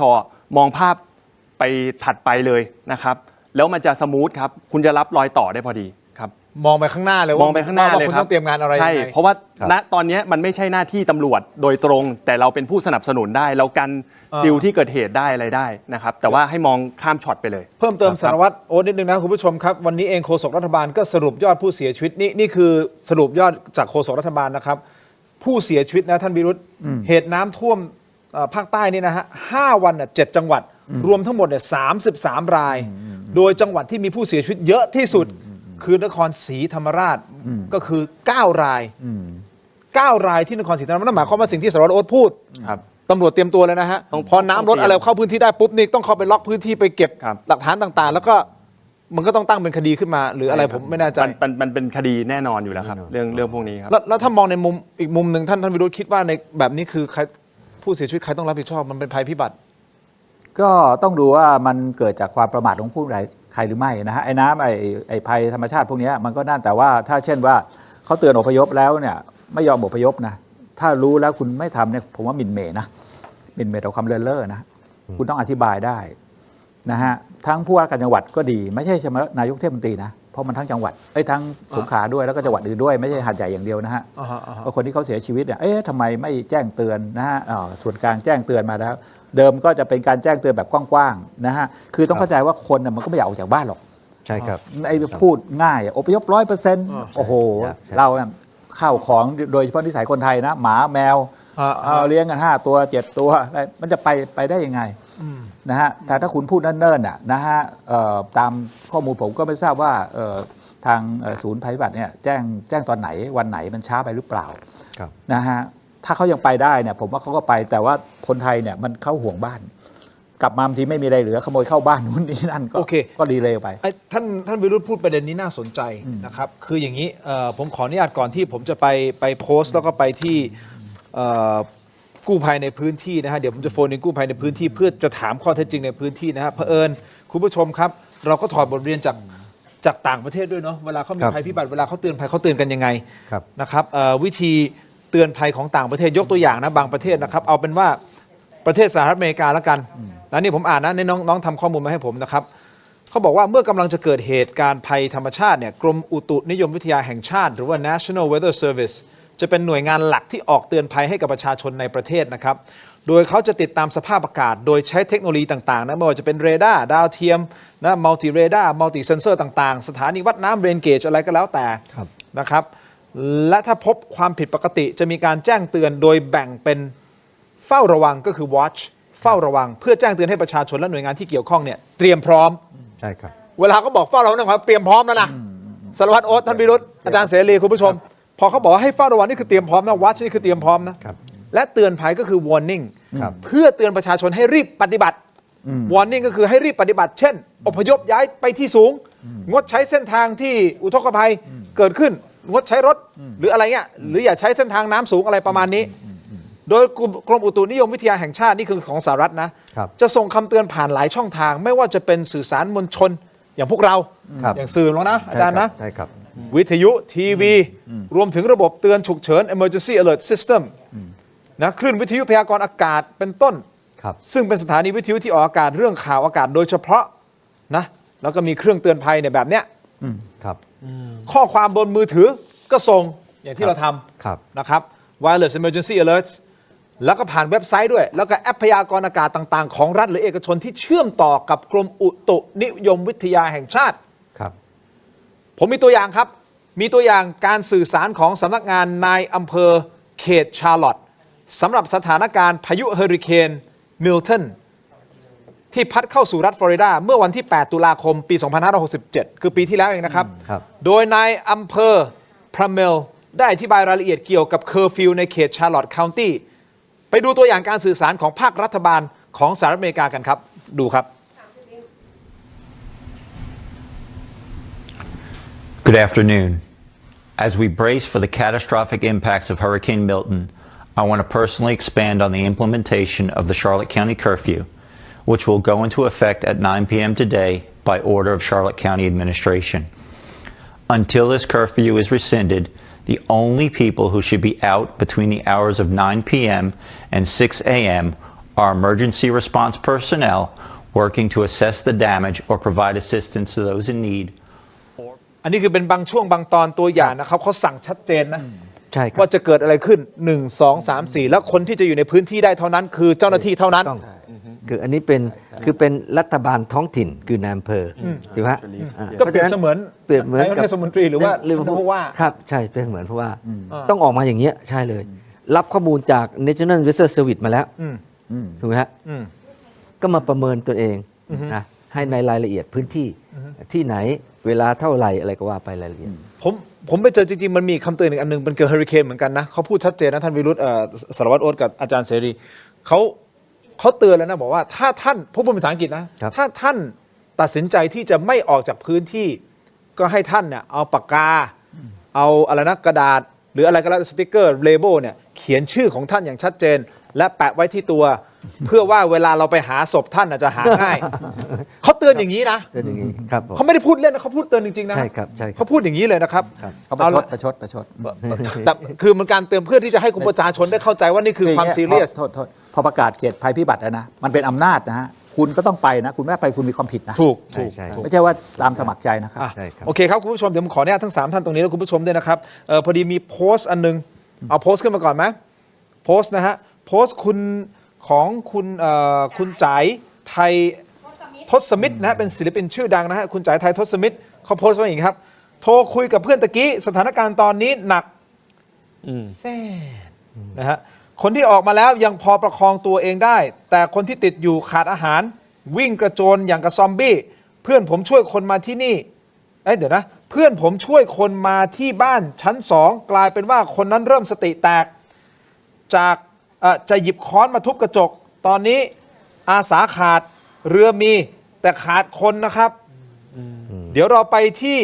กู้ภัยในพื้นที่นะครับคุณเตชวัฒน์สุขรัตน์กู้ภัยในพื้นที่นะตอนนี้อยู่ในพื้นที่สงขลาเขต8นะครับคุณเตชวัฒน์สวัสดีครับคุณเตชวัฒน์ครับครับสวัสดีครับผู้สื่อข่าวช่อง7ครับผมครับคุณเตชวัฒน์ผู้สื่อข่าวช่อง7ครับคุณทิมสวัสดีครับครับสวัสดีครับเดี๋ยวรายงานสถานการณ์ตอนนี้เป็นยังไงบ้างครับครับสถานการณ์ตอนนี้นะครับคือต้องบอกว่าวันนี้เนี่ยผมอยู่ในโซนของถนนกาญจนวนิชนะครับที่มันจะเชื่อมต่อถนนธรรมนนท์วิถีนะฮะถนนสุขสารรังสรรค์ถนนเพชรเกษมนะครับถนนนวลแก้วอุทิศซึ่ง 3-4 สายตรงนี้เนี่ยที่ถูกน้ำจากคลองเตยนะฮะที่ถูกน้ำจากคลองร5ท่วมเนี่ยวันนี้ระดับน้ำลดลงไปมากกว่าเมตรแล้วนะฮะลงเร็วมากนะครับเนื่องจากว่าทะเลมันไม่หนุนนะครับแล้วก็ตอนเย็นที่ผมได้เข้าไปในพื้นที่ของถนนนวลแก้วอุทิศเนี่ยนะฮะซึ่งนวลแก้วอุทิศเนี่ยต้องบอกว่าน้ำท่วมสูงอย่างรวดเร็วมากเลยนะฮะเมื่อวันก่อนเนี่ยชาวบ้านหนีออกมาไม่ทันนะฮะแม้ว่าจะมีรถทหารหลังวันที่เขาประกาศให้หนีใช่ไหมฮะแม้ว่าจะมีรถทหารออกมารออยู่ริมถนนเนี่ยชาวบ้านก็ออกมาไม่ทันเพราะว่ากระแสน้ำมันไหลเชี่ยวมากแล้วก็ตอนนี้เนี่ย ต้องบอกว่าชาวบ้านที่ออกมาได้เนี่ยหิวโหยเลยฮะผมไปเจอบางคนเนี่ยพ่อคนหนึ่งพาลูกมา3 คนเด็กๆนะฮะแล้วลอยคอมันติดอยู่2 วัน1 คืนตั้งแต่วันที่น้ำท่วมออกมาไม่ได้วันนี้ออกมาได้หิวข้าวเป็นอย่างมากเลยฮะต้องบอกว่าสถานการณ์มันเนี่ยโอ้โหอะไรที่ไม่เคยเห็นก็ได้เห็นคุณทินผมเมื่อวานผมนั่งเรือเข้าไปในโซนของถนนเพชรเกษมถนนพลพิชัยนะฮะบริเวณโรงพักหาดใหญ่เองเนี่ยนะครับแล้วก็ต้องบอกว่าคนติดเยอะมากแล้วนั่งเรือผ่านตลาดกิมหยงนะฮะหรือว่าตลาดถนนสุภาษารังสรรค์ย่านวัดชื่อฉางเนี่ยถ้าใครเคยมานะฮะตรงนั้นเนี่ยน้ำมิดชั้น 1แล้วบนอาคารเนี่ย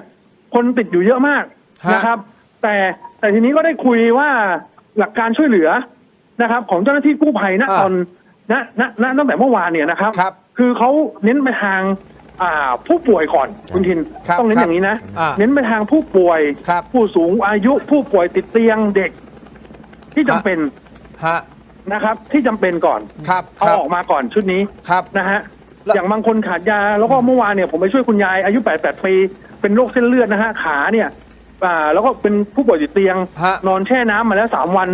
ขาเนี่ยดำหมดแล้วนะฮะต้องพาอพยพกันออกมาทุลักทุเลบอร์ดก็ไม่ได้เอาไปแล้วก็เอาออกมาแล้วก็ไปส่งที่โรงพยาบาลมอนะครับ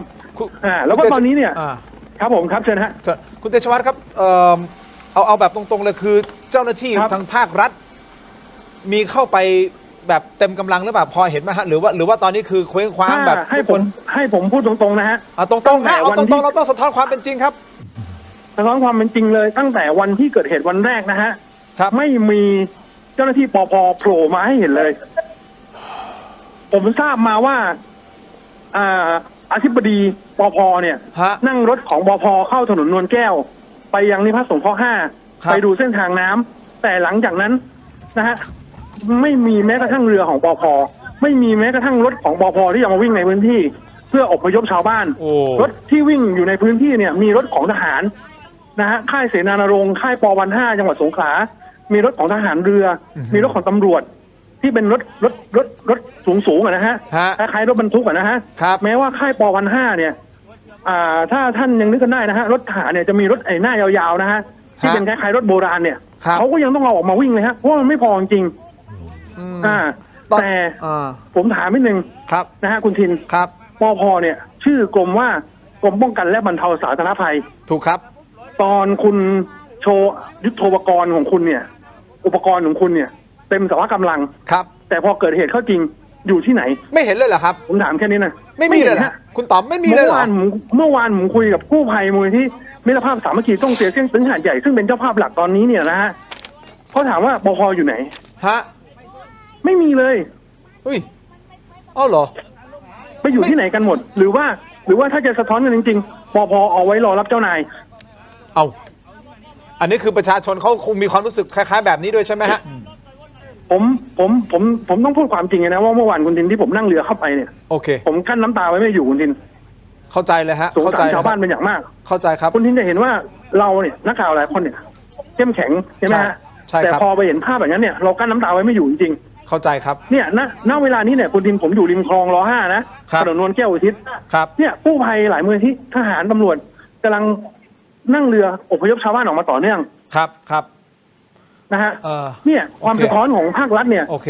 แล้วก็ผู้ว่าราชการจังหวัดสงขลาที่มีการท้วงติงกันว่าตั้งศูนย์ภัยพิบัติล่าช้าแล้วก็มันไม่มีการรวมศูนย์อะไรกันเลยกู้ภัยไปจากกรุงเทพนะฮะป่อเต็กตึงอะไรแล้วก็จากหลายมูลที่เองมูลที่ใหญ่เนี่ยต้องรวมกู้ภัยอย่างเช่นต้องเซ็นตึงของหาดใหญ่เนี่ยก็เป็นเจ้าภาพหลักใช่ไหมฮะรวมกับป่อเต็กตึงแล้วก็เอามูลที่เล็กๆจากจังหวัดต่างๆที่มาช่วยเนี่ยมาคุยกันแล้วก็แบ่งงานกันลงพื้นที่นั่นแหละฮะแต่ภาครัฐเนี่ยที่จะเป็นเซ็นเตอร์หลักเนี่ยเป็นศูนย์บัญชาการเหตุการณ์เนี่ยที่เขาตั้งขึ้นมาภายหลังเนี่ยมันแทบจะไม่มีความหมายแล้วแล้วท่านธรรมนัสนะฮะท่านธรรมนัสลงไปบัญชาการเหตุการณ์ไม่เห็นแอคชั่นไม่ทราบครับไม่เจอท่านนะครับไม่เห็นเลยเหรอไม่เจอครับไม่มีครับแล้วมีเจ้าหน้าที่ที่แบบว่าขับเรือไปแล้วเอาโทรโข่งแบบประกาศนึกออกว่าเอาแบบคือเสียงตามสายคงไม่มีก็อย่างน้อยประกาศโทรโข่งว่าอดทนรอหน่อยนะเรากำลังมาไม่มีการประชาสัมพันธ์เลยครับไม่มีครับโซนถนนพลพิชัยโซนเขต8โซนในนี้เรือเข้าไม่ถึงเลยฮะเพราะว่าน้ำมันกระแสเชี่ยว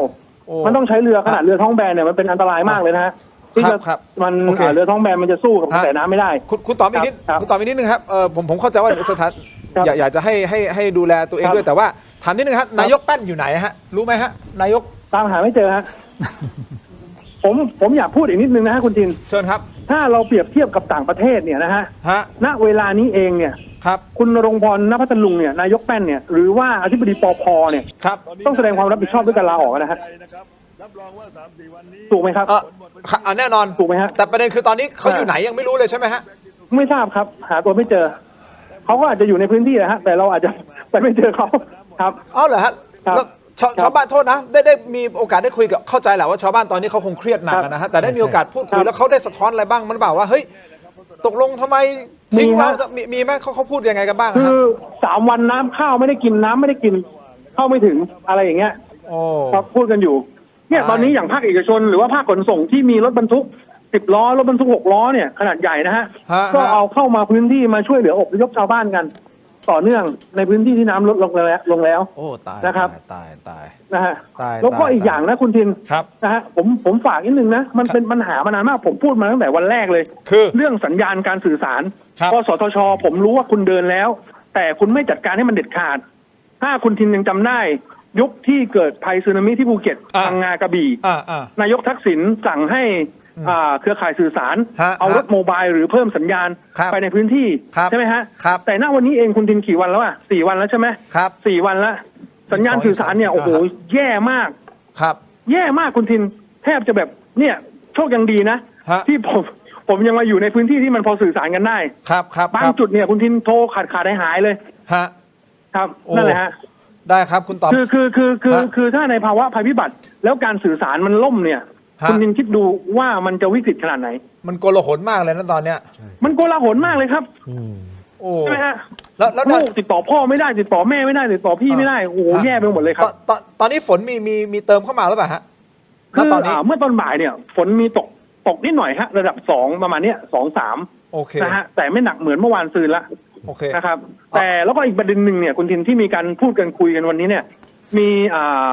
เพจบางเพจที่เกี่ยวกับพยากรณ์อากาศเนี่ยเขาก็แนะนำมาซึ่งอันนี้เนี่ยมีทั้งเห็นด้วยไม่เห็นด้วยก็คือว่าการระเบิดถนนลพบุรีราเมศสายใหม่หาดใหญ่สงขลาเพื่อให้น้ำตรงนี้เนี่ยเพื่อระบายน้ำนะฮะเพื่อให้ระบายน้ำลงไปนะฮะซึ่งถนนสายเนี่ยเป็นเหมือนคันกั้นน้ำอยู่ครับนะครับถ้าระเบิดได้หรือว่าเปิดทางน้ำได้มันก็จะให้น้ำลงไปเร็วมากขึ้น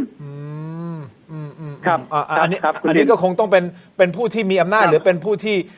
กล้าตัดสินใจว่าจะทำหรือไม่ทำนี่อยู่ที่เขาละเพียงแต่ว่าอันเนี้ยคือเรื่องนี้เนี่ยมาเชิญฮะเชิญถ้าท่านนายกรัฐมนตรีเนี่ยกล้าที่จะตัดสินใจนะผมว่าท่านนายกรัฐมนตรีสั่งได้แล้วให้หน่วยงานรัฐเนี่ยอย่างเช่นทหารช่างเนี่ยจัดการเลยภายใน2 วันที่ท่านวิรุธก็พูดเหมือนกันนะว่าถ้ามีอำนาจอะไรก็สั่งระเบิดเพื่อที่จะเปิดทางน้ำให้น้ำมันระบายออกลอยออกอำนาจอยู่เพราะไม่งั้นมันจะอยู่อย่างเงี้ยเพราะเขาไม่ใช่พรบไม่นั้นก็ประมาณ1 สัปดาห์นะคุณทิน1 สัปดาห์เลยนะแล้วคุณทินลองนึกดูว่า1 สัปดาห์ที่น้ำลงเนี่ยแล้วหลังจากนี้จะใช้ระยะเวลาฟื้นฟูเท่าไหร่โอ้ตายตอนนี้เศรษฐกิจหาดใหญ่เนี่ยย่อยยับมากเลยนะฮะเพราะว่าอะไรนอกจากคนไทยแล้วเนี่ยยังมีนักท่องเที่ยวชาวมาเลเซียนักท่องเที่ยวสิงคโปร์นะฮะติดอยู่แล้วหมดฮะนั่งติดอยู่ข้างในหมดเลยฮะเมื่อวานเจอคุณตาอายุ70-80นะฮะเป็นชาวสิงคโปร์มาติดอยู่2 คนน่าสงสารมากเลยฮะแล้วไม่มีใครสื่อสารหรือช่วยเขาบ้างกันเนี่ยก็มีฮะมีคนช่วยแล้วก็ผมเข้าไปที่ศูนย์พักพิงเนี่ยเจอนักท่องเที่ยวชาวมาเลเซียนะฮะพ่อแม่ลูกก็คือเขามาตั้งแต่ช่วงปลายสัปดาห์ที่แล้วกะว่าจะมาเที่ยวพักผ่อนนะฮะแล้วก็มาติดอยู่ที่นี่เนี่ยฮะแล้วหลังจากนี้เขาจะบอกว่ายังไงเขาจะพูดกันต่อยังไงถูกไหมการฟื้นฟูเมืองหาดใหญ่หลังจากนี้เนี่ยก็เป็นอีกงานหลักหนึ่งเหมือนกันครับนะครับคุณต๋อมครับขอบคุณคุณต๋อมมากแล้วก็คุณต๋อมดูแลตัวเองด้วยแล้วก็ส่งกำลังใจให้กับพี่ๆน้องๆชาวกู้ภัยในพื้นที่ด้วยนะครับของผมเองนะคุณทินบ้าน1 หลังนะฮะร้านอีก2 ล้านรถอีก3 คันไปหมดเลยฮะจมมิดหลังคาบ้านก็คืออยู่พื้นที่ต้นน้ำรับน้ำจากสะเดาโอ้ตายมิดหลังคาเลยโอ้คุณต๋อมออกมาจากบ้านตั้งแต่สัปดาห์ที่แล้วนะฮะแล้วก็ทำใจแล้วฮะคุณต๋อมต้องสู้กันต่อคุณต๋อมนิดเดียวสุดท้ายพอดีมันมีกรณีเรื่องของการยิงปืนอ่ะมันยิงกันจริงใช่ไหมมันยิงเข้ามายิงใช่ไหมผมได้เจอกับคนขับเจ็ตสกีนะฮะที่ถูกไล่ยิงไล่คว้างก้อนหินเนี่ยแกก็เล่าให้ฟังจริงๆครับโอ้โหแต่เขาไม่ได้รับบาดเจ็บอะไรใช่ไหมแต่ ไม่โดนครับไม่โดน อ๋อแต่มีการยิงกันจริงนะครับ ใช่มีการยิงกันจริงครับ เครียดใช่ไหมอันนี้ตอนนี้คือพี่พ่อแม่พี่น้องก่อนที่จะวางคุณต๋อมคือเครียดกันหมดเลยใช่ไหมตอนนี้สถานการณ์หนักเลย เครียดกันหมดฮะทุกคนเครียดกันหมดเลยในเมืองหาดใหญ่แม้กระทั่งผมเองผมก็ยอมรับว่าผมก็เครียดเหมือนกันเพราะว่าเราก็เสียหายหลายอย่างใช่ไหมฮะแล้วต้องกู้ภัยต้องช่วยคนอื่น แต่ก็ต้องทำใจใช่แล้วก็เจ้าหน้าที่กู้ภัยหลายคนเนี่ยคือพอคนเรามีภาวะเครียดมากเนี่ยเมื่อวานผมเข้าไปช่วยคนเนี่ยก็ถูกชาวบ้านด่าเหมือนกันนะโอ้ตายใช่คือมันเป็นภาวะความเครียดเนี่ยหลายคนเนี่ยจริงๆใช่ไหม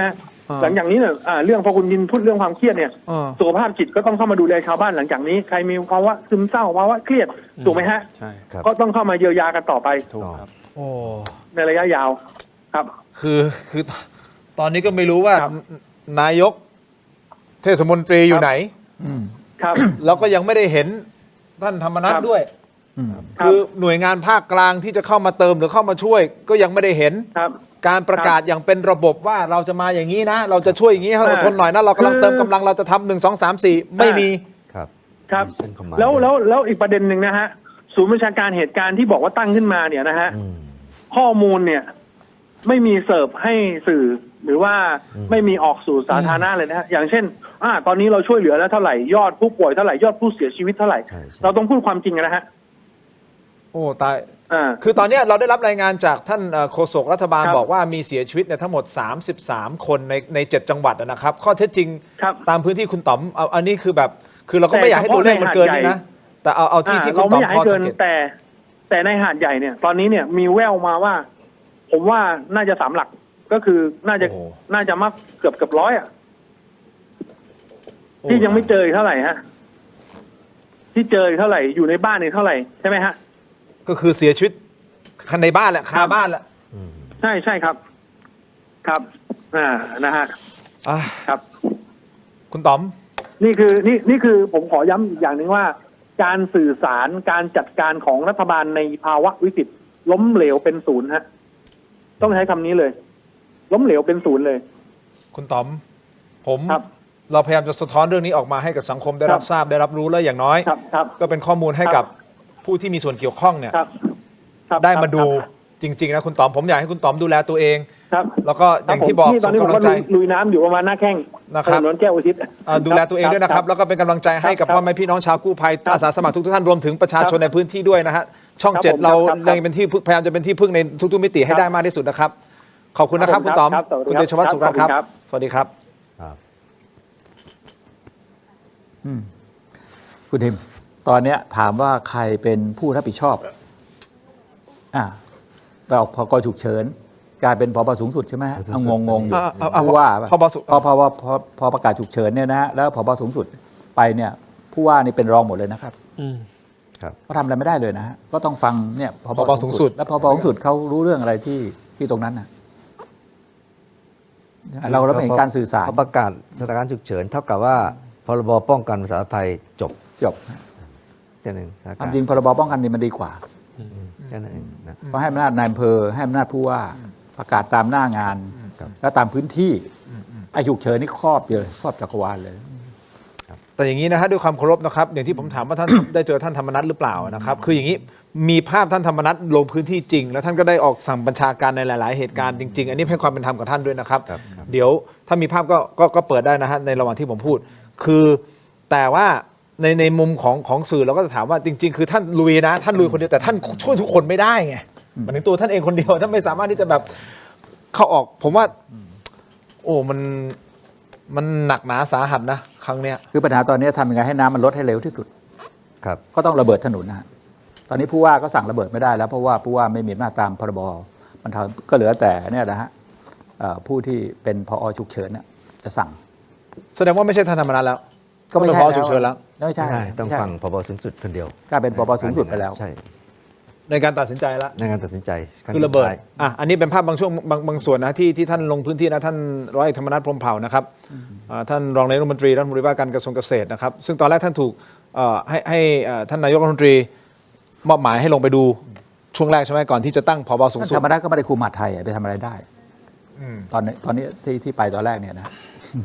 คือประเด็นสำคัญประการหนึ่งคือวิกฤตสุดๆเนี่ย มันมาพีคตอนวันที่ 24 มาเช้าที่ 25นะผู้เสียชีวิตมากตอนนั้น เพราะว่าจากระดับน้ำปกติเม็ดหนึ่งมันขึ้นมาอีก2 เม็ดเท่ากับมันมิดบ้านเนี่ยผู้เสียชีวิตตอนนั้นเยอะมากผมเองเนี่ยเราก็พยายามจะบอกรัฐบาลไปว่ามันต้องทำอย่างใดอย่างหนึ่งเพื่อไม่ให้น้ำขึ้นมา 2 เม็ดเพราะว่าในสถานการณ์ที่เรามีประสบการณ์เนี่ยเรารู้ว่าคนจะเสียชีวิตมากเลยนะหนึ่งจิตตกนะจากเม็ดหนึ่งไปเป็นท่วมมิดบ้านเขาจะอยู่ยังไงใช่ไหมเพราะฉะนั้นผมก็ได้โพสต์ว่าถ้าจะระเบิดถนนหรือเปิดต้องเปิดณวันก่อนน้ำจะมา2 เม็ด ก่อนที่น้ำจะท่วมหนักขนาดนี้ ใช่ประเด็นต้องเปิดตอนนั้นนะครับถ้าอยากจะเปิดเพราะว่าไม่ให้น้ำเข้าไปเติมในเทศบาลต่างๆเปิดมันอ้อมแต่ปัญหามันตามมาว่าพอจะเปิดตอนนี้ปั๊บชาวบ้านไม่ยอมแล้วนะเพราะอะไรทั้งล่างเขาบอกอีก10,000 ครอบครัวเห็นไหมออกมาแล้วฮะเห็นไหมเพราะฉะนั้นแต่แน่นอนสถานการณ์ฉุกเฉินมีอำนาจมีอำนาจครับยอมรับแต่ต้องคิดอย่างรอบคอบ ถูกต้องละเอียดถี่ถ้วน ถูกต้องเพราะว่าไม่ใช่ว่าแก้ปัญหาตรงนี้ไปงอกปัญหาข้างบน ครับ ต้องไหมฮะ ครับ ท่านสารวัตรโอ๊ตมีอะไรจะเสริมนิดนึงเชิญฮะ คือวันนี้ผมอยากเสนอความเห็นตรงนี้หน่อยนะ เชิญฮะเราถกกันครับถกกัน คือมันมีหลักอยู่ครับเรื่องการบริหารเหตุการณ์วิกฤตครับคือผู้นำเนี่ยคือคนที่มีอำนาจสูงสุดเนี่ยมันต้องไม่ไปอยู่ในแบบไปออกที่เกิดเหตุหรือว่าไปไม่เป็นภาระไม่เป็นภาระเขาคือผู้บริหาร1 คนเวลาไปครับด้วยธรรมเนียมของบ้านเราเนี่ยจะมีคนรอต้อนรับเยอะทำให้คนที่แทนที่จะไปดูแลประชาชนจะมาดูแลคนนี้ไหนจะเรื่องแบบภาพออกสื่ออะไรอีกนะครับคือหลักจริงๆแล้วเนี่ยเวลาการบริหารเหตุการณ์วิกฤตผู้นำครับผู้มีอำนาจต้องนั่งโต๊ะนั่งหัวโต๊ะครับแล้วก็จัดทีมไม่ว่าจะของทหารก็มีเรื่องเสนาธิการนะครับของตำรวจก็มีผมเชื่อว่าของปภ.หรืออะไรก็มีร่ำเรียนกันมามันไม่ต่างกันหรอกครับมันจะมีเรื่องของกำลังพลคุณจะวางใครอะไรยังไงการข่าวการติดต่อการสื่อสารนะครับเรื่องของแผนว่าจะทำยังไงต่อนะครับมีทีมที่ปรึกษามีอะไรว่าไปนะครับมีเรื่องของการส่งกำลังบำรุงนะครับในที่นี้ก็จะเป็นคนเป็นรถลาม้าช้างอาหารพยาบาลอะไรอย่างเงี้ยมันมีแล้วก็รวมถึงตอนสุดท้ายเนี่ยการสื่อสารส่งข่าวกันเนี่ยคือทุกอย่างมันมีส่วนที่ต้องทำอยู่แล้วแต่ปรากฏว่าผู้นำที่เราเห็นกันนะฮะไม่ได้มานั่งเพื่อบริหารเหตุการณ์แต่กลับไปแย่งหน้าที่ผู้ปฏิบัติซึ่งผมต้องบอกว่ามันเป็นทุกภาคส่วนอันนี้มันเป็นความเข้าใจผิดของผู้บริหารเลยซึ่งผู้บริหารจริงๆคุณต้องนั่งโต๊ะแล้วบริหารให้มันได้การที่คุณไปอยู่ตรงนั้นนะฮะไม่ว่าจะไปทำอะไรก็แล้วแต่ไปออกแอคชั่นไปแจกของไปผัดข้าวหรืออะไรก็แล้วแต่ผมว่ามันทำให้ทุกอย่างมันล่าช้าหมดเพราะมันไม่มีคนกล้าตัดสินใจแทนคุณนะครับเนี่ยอันนี้ผมอยากฝากไว้เลยครับมันคือ chain of command เนาะ ใช่ครับว่าใครเป็นเบอร์ 1ในการบริหารจัดการแล้วคนนั้นต้องตัดสินใจอย่างเด็ดเดี่ยวและเด็ดขาด ถูกครับแล้วก็สั่งการลงมาเป็นลำดับขั้น1 2 3 4ไปทำอย่างนี้ปึ้งผมรับผิดชอบเองคุณไปทำ1 2 3 4ผมเห็นด้วยกับนักข่าวนะว่าในสถานการณ์เนี่ยโอเคเพิ่งผ่านมาแล้วก็ว่าไปแต่ปัจจุบันเนี่ยเราอยากจะเห็นคอมมานเดอร์เนี่ยที่ตีเลยตุ๊บเอาเรื่องอพยพเรื่องเสบียงเรื่องยานพาหนะเนี่ยออกมายังไม่ออกมาก็เลยประชาชนถึงตั้งคำถามไงว่าเอ๊ะตกลงเราจะปล่อยให้เราอยู่ในสถานการณ์อย่างนี้อดข้าวอดน้ำ ใช่ แช่น้ำถูกต้องครับถูกต้องเนี่ยผมเห็นนะก็ด้วยความเคารพท่านผู้บัญชาการฐานสูงสุดนะว่าปัญหามันเยอะมากในนั้นท่านต้องทุบโต๊ะต้องตัดสินใจนะแม้แต่วันนี้ท่านธรรมนัสก็มีเรื่องกับทหารกองทัพภาค 4เห็นไหมก็นักข่าวมาถามผมบอกผมไม่ทราบสถานการณ์แต่สูงสุดคือผบ.เพราะว่าสถานการณ์ฉุกเฉินนะฮะแบ่งโซนกับไม่แบ่งโซนการช่วยเหลือเนี่ยก็เป็นประเด็นนะนี่คือที่เกิดขึ้นเราก็เหนื่อยนะฮะเหนื่อยมากเพราะว่าอีกเรื่องหนึ่งนะฮะคือไม่พูดก็อาจจะศูนย์มูลนิธิสภาเตือนภัยแห่งชาตินะเรามีหน้าที่ในการเตือนนะใช้ข้อมูลรัฐมาร่วมมาช่วยรัฐนะให้กระจายแต่ตอนนี้มูลนิธิผมทำหน้าที่เป็นศูนย์ประสานงานความช่วยเหลือกลายเป็นศูนย์ประสานงานเพราะฉะนั้นคนโทรมาเยอะมากแล้วเจ้าหน้าที่เนี่ยทำงานกันแบบคือท้อใจอ่ะเพราะว่าอะไร เขาให้คำตอบประชาชนไม่ได้ เราไม่มีหน้าที่ในการประสานงานไม่ใช่เหรอ แต่เราต้องช่วย เพราะว่า เข้าใจ มัน แต่หมายถึงว่า มันเห็นแล้วคนร้องขอความช่วยเหลือ เราก็ เข้าใจ ประสานแล้วประสานไปที่นี่ไม่มีคำตอบกำลังไม่พอ ทุกอย่างก็เลย ที่ผมถามอาจารย์คือเราไม่มีหน้าที่คือไม่ใช่ผมไม่เล่นจะปัดความรับผิดชอบแต่กำลังจะบอกว่าหน้าที่มันต้องเป็นของ ถูก ภา ต้ ค อง รัฐในการที่จะมารับ ต้องศูนย์ สิ่งเหล่านี้ไม่ใช่ศูนย์ที่ ใช่ครับภาคเอกชนเนี่ยมันประเด็นมันก็เลยสิ่งที่สะท้อนกลับมานะฮะจากแต่ละเรื่องเป็นอย่างนั้นจริงครับ การทำงานเนี่ยนะครับที่สำคัญที่สุดคือเอกภาพการบังคับบัญชาโดยเฉพาะในสถานการณ์ที่วิกฤตเนี่ยสำคัญที่สุด ใช่ครับ ตอนนี้มันมีเอกภาพการบังคับบัญชาไหมอำนาจบังคับบัญชาอยู่ที่ไหนไม่รู้รู้ว่าประกาศฉุกเฉินแล้วตอนนี้อยู่ที่ผบสูงสุดแล้วผบสูงสุดอยู่ตรงไหนแล้วบริหารจัดการอย่างไร มันสอดคล้องกับสถานการณ์พื้นที่หรือไม่ แต่คนก็จะมองไปที่ผู้ว่านะฮะเอาผู้ว่าในจังหวัดเนี่ยแต่ผู้ว่าทำอะไรไม่ได้แล้วตอนนี้ผบสูงสุดคุมหมดเลยสั่งการหมด แล้วคุณธรรมนัสเนี่ยฐานะอะไรไม่มีละ พอรองสูงสุดมาแล้ว พอสูงสุดประกาศฉุกเฉินไปจริงๆไม่ควรใช้กฎหมายฉุกเฉินใช้พรบป้องกันสาธารณภัยเนี่ยแหละครับจะระดับผู้ว่านายอำเภอผู้ว่า เขาจะได้ตัดสินใจในคนในพื้นที่ ใช่ตัดสินใจได้เลย ใช่ครับแล้วติดสัญญาแล้วมีอำนาจสั่งการเด็ดขาดด้วยพรบนี่มันเด็ดขาดนะฮะมีอำนาจทุบทำลายตึกอะไรได้หมดเลย ถูกต้อง ครับ คุณผู้ชมทีมงานเรายังพยายามในการที่จะติดต่อประสานไปที่นายกแป้นเพื่อให้ความเป็นธรรมกับท่านในการอธิบาย นี่คุณทิม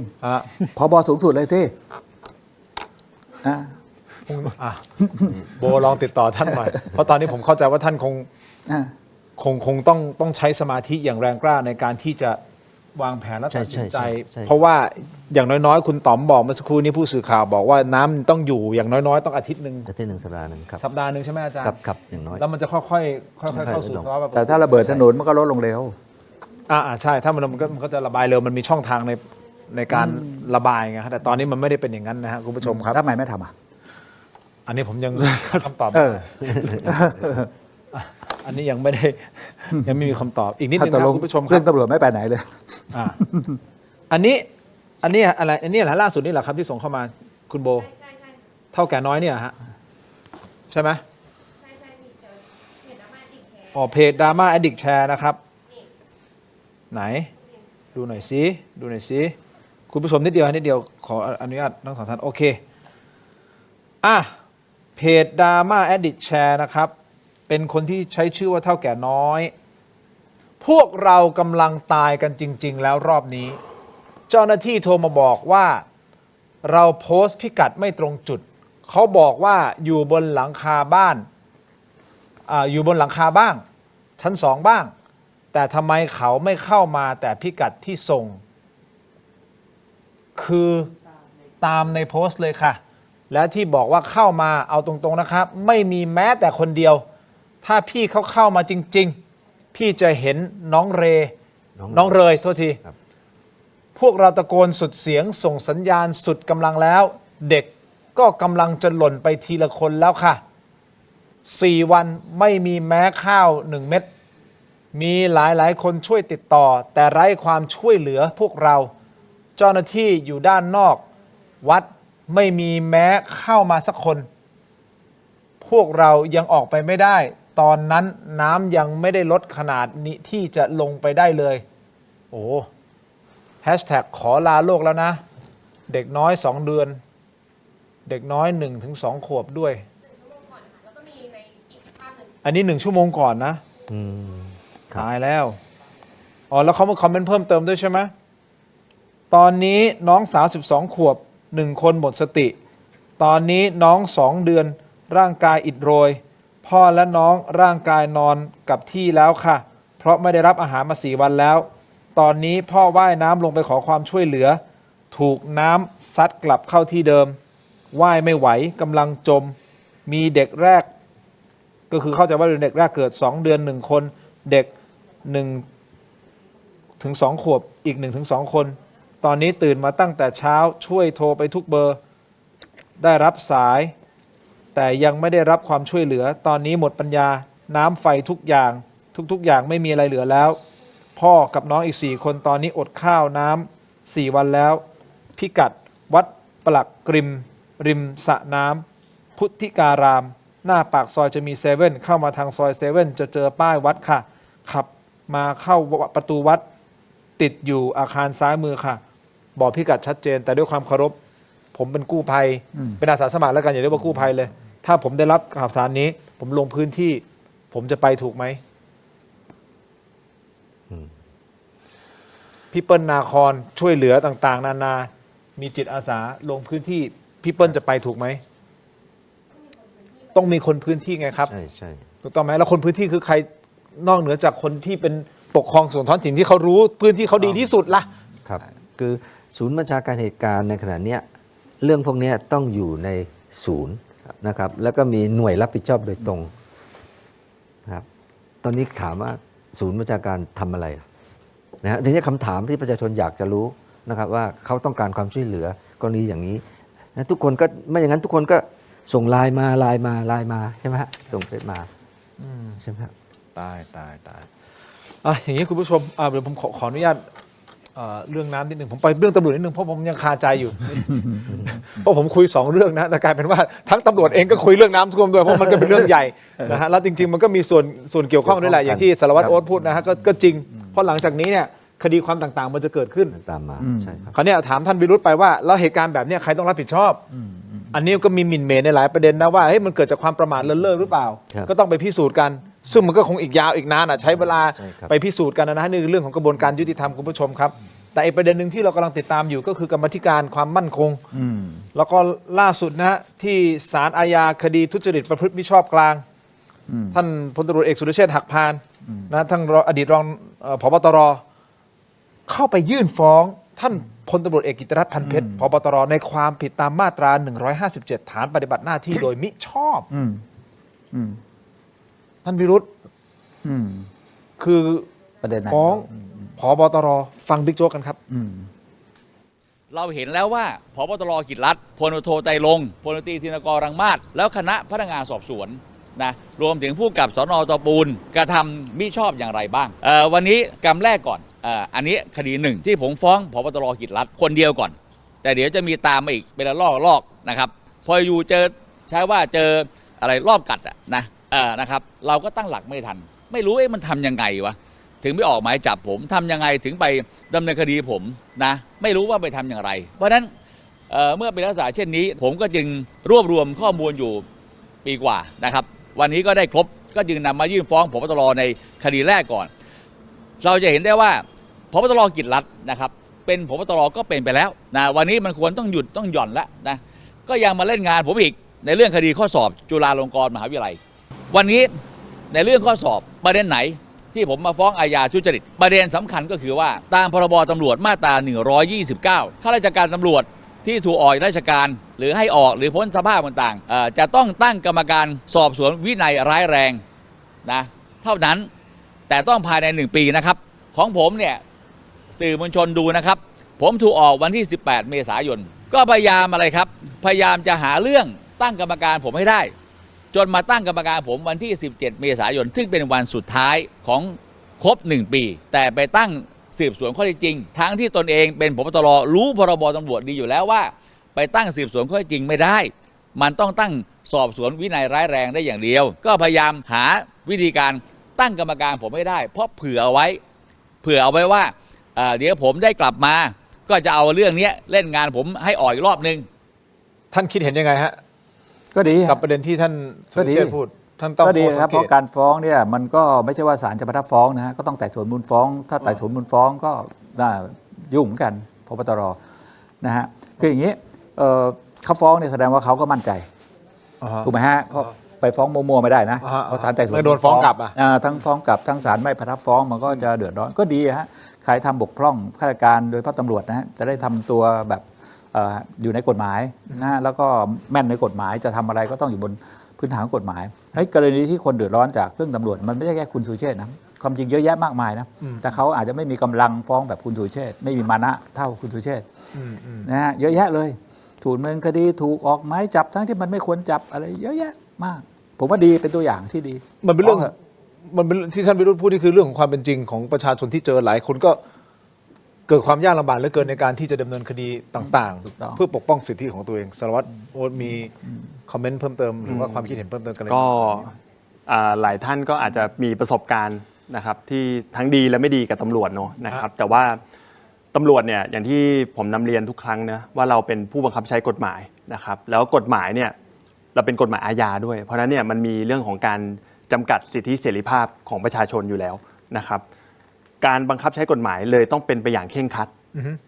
เพราะฉะนั้นเนี่ยตำรวจเนี่ยใน1คนเนี่ยต้องมีความรู้นะครับ3 ส่วนนะครับส่วนแรก1คุณต้องรู้กฎหมายแล้วครับ2คุณต้องรู้ยุทธวิธีตำรวจในการที่ไปเผชิญเหตุเนาะแล้วก็3ครับอันนี้เป็นเรื่องหลักเลยเนาะก็คือคุณต้องรู้เรื่องสิทธิมนุษยชนด้วยเพราะฉะนั้นเนี่ยการที่ดำเนินคดีกันนะครับแสดงว่าท่านรู้กฎหมายกันอยู่แล้วท่านเป็นระดับในพลด้วยเนาะนะครับท่านต้องแม่นอยู่แล้วนะครับใครทำอะไรท่านรู้อยู่แก่ใจอยู่แล้วนะครับเพราะฉะนั้นเนี่ยการที่จะใช้อำนาจหน้าที่โดยมิชอบไปกลั่นแกล้งคนอื่นเนี่ยโดยใช้ตำแหน่งหน้าที่เป็นสิ่งที่ไม่ควรอยู่แล้วนะครับแต่ว่าการที่ออกมาฟ้องกลับอันนี้ก็เป็นเรื่องของการป้องกันสิทธิ์ของตัวเองอยู่แล้วนะครับซึ่งก็เป็นหลักฐานในชั้นศาลแล้วกันเนาะนะครับเพราะว่าหลักฐานอะไรพวกนี้มันมีเรื่องราวมันมีสามารถสืบเรื่องได้ครับก็รอชมต่อไปนะครับแต่ว่าถ้ามันเป็นก็อย่างที่บอกในทุกครั้งครับว่ามันก็เป็นโอกาสอันดีครับที่เราจะชำระล้างสิ่งที่ไม่ดีในองค์กรแล้วกันนะครับงั้นก่อนที่จะไปที่ท่านวิรุธแล้วไปที่อาจารย์เสรีสุดท้ายนะครับในมุมของคนรุ่นใหม่เป็นต้องบอกว่าเป็นคนรุ่นใหม่เป็นคนไฟแรงนะตำรวจคิดว่าตอนนี้ปัญหาของสำนักงานตำรวจแห่งชาติหรือว่าที่มันถูกสะท้อนออกมาเป็นภาพออกมาตอนเนี้ยในมุมของคนรุ่นใหม่คิดว่าต้องแก้ไขยังไงสำนักงานตำรวจแห่งชาติก็จริงๆแล้วเนี่ยครับพอเราทำเรื่องกฎหมายเนี่ยนะครับอย่างที่บอกบังคับใช้กฎหมายอยากให้มีมาตรฐานในการบังคับใช้กฎหมายโอเคนะครับเราจะไม่อารมณ์อร่วยให้คนใดคนหนึ่งแล้วไปเข่งคัดกับคนใดคนหนึ่งนะครับกฎหมายอาญาต้องบังคับใช้โดยเข่งคัดนะครับและเท่าเทียมเท่าเทียมด้วยครับเป็นธรรมเท่าเทียมนะครับตามพยานหลักฐานอยู่แล้วนะครับเพราะฉะนั้นเนี่ยอนาคตผมอยากเห็นภาพเนาะนะครับการที่ตำรวจจับกุมหรือดำเนินคดีใครเนี่ยมันต้องไม่มีการยกฟ้องหรือสั่งไม่ฟ้องนะครับเพราะอันเนี้ยการที่จับกุมดำเนินคดีเขาเนี่ยเขาต้องเข้าสู่กระบวนการยุติธรรมบางคนเนี่ยโดนจำกัดสิทธิเสรีภาพไปอยู่ในคุกไม่มีเงินประกันมันเลยเป็นที่มาครับของคำว่าคุกมีไว้ขังคนจนพอเขาโดนขังติดคุกไปปรากฏว่าการดำเนินการเนี่ยมันก็ช้าอยู่พอสมควรมันมีระยะเวลากลับกลายเป็นว่าพอตัดสินมาคุณไม่ผิดเอาแล้วสิ่งที่เขาเสียไปครับเวลาที่เขาเสียไปทั้งเวลาทั้งรายได้ทั้งชื่อเสียงเขาครับอันนี้ใครรับผิดชอบซึ่งการจะฟ้องกับเจ้าหน้าที่เนี่ยครับมันยากมากมันยากมากอันนี้ต้อง to be fair นะครับเพราะนั้นเนี่ยผมเลยอยากให้ตำรวจเนี่ยในอนาคตเนาะนะครับเรามาช่วยกันทำให้มันดีครับคือผมเชื่อว่าถ้าตำรวจดีครับประเทศจะดีครับจะเสริมอะไรไหมฮะท่านวิรุธคำถามเดียวกันแล้วครับคือคิดว่าจะแก้ปัญหาเรื่องของสำนักงานตำรวจแห่งชาติยังไงคือการจะแก้ปัญหามันก็ต้องเริ่มจากการยอมรับปัญหาเสียก่อนนะฮะผู้มีอำนาจเนี่ยไม่ว่าจะเป็นนายกรัฐมนตรีผบ.ตร.หรือพรรคการเมืองที่มีอำนาจเขายอมรับปัญหาเขารู้ปัญหาไหมเขาไม่ได้คิดว่ามีปัญหาอันนี้คือปัญหาสำคัญเลยคุณไม่ยอมรับว่ามีปัญหาในฐานที่ประชาชนเขาโอ้โหเขาบอกไม่รู้จะพูดยังไงละคือตำรวจแห่งชาติปัจจุบันเนี่ยผมว่ามันอยู่ในสภาพเหมือนผีดิบอย่างนั้นเลยนะท่าน ผีดิบพูดอย่างนี้แบบวิปริตเลยผีดิบจริงๆนะฮะขนาดนั้นเลยเหรอสุกไม่สุกดิบก็ไม่ดิบคืออย่างนี้เอาอย่างเงี้ยคนเชื่อคุณสุรเชษฐ์อ่ะเป็นผู้ต้องหาแต่พูดอะไรคนเชื่อมากกว่าผบ.ตร.ตอนนี้อันนี้พูดโดยข้อมูลนะถ้าพูดถึงเซนติเมนต์ของสังคมก็อาจจะใช่คุณเป็นผู้รักษากฎหมายคุณไม่เชื่อคุณแจ้งข้อหาว่าถูกแกล้งนู่นนี่เยอะแยะมากมายเลยมันสะท้อนอะไรล่ะมันจะแก้ปัญหาได้นะแล้วปัญหาตำรวจมันเป็นปัญหาเชิงโครงสร้างระบบและโครงสร้างไม่ใช่เพิ่มนู่นเพิ่มนี่เพิ่มเงินเพิ่มอะไรต่างๆซื้อรถนู่นไม่ใช่แค่นั้นแหละครับมันเป็นปัญหาเชิงระบบและโครงสร้างปัญหาตำรวจแท้จริงอย่างที่ผมเรียนอำนาจเป็นพิษ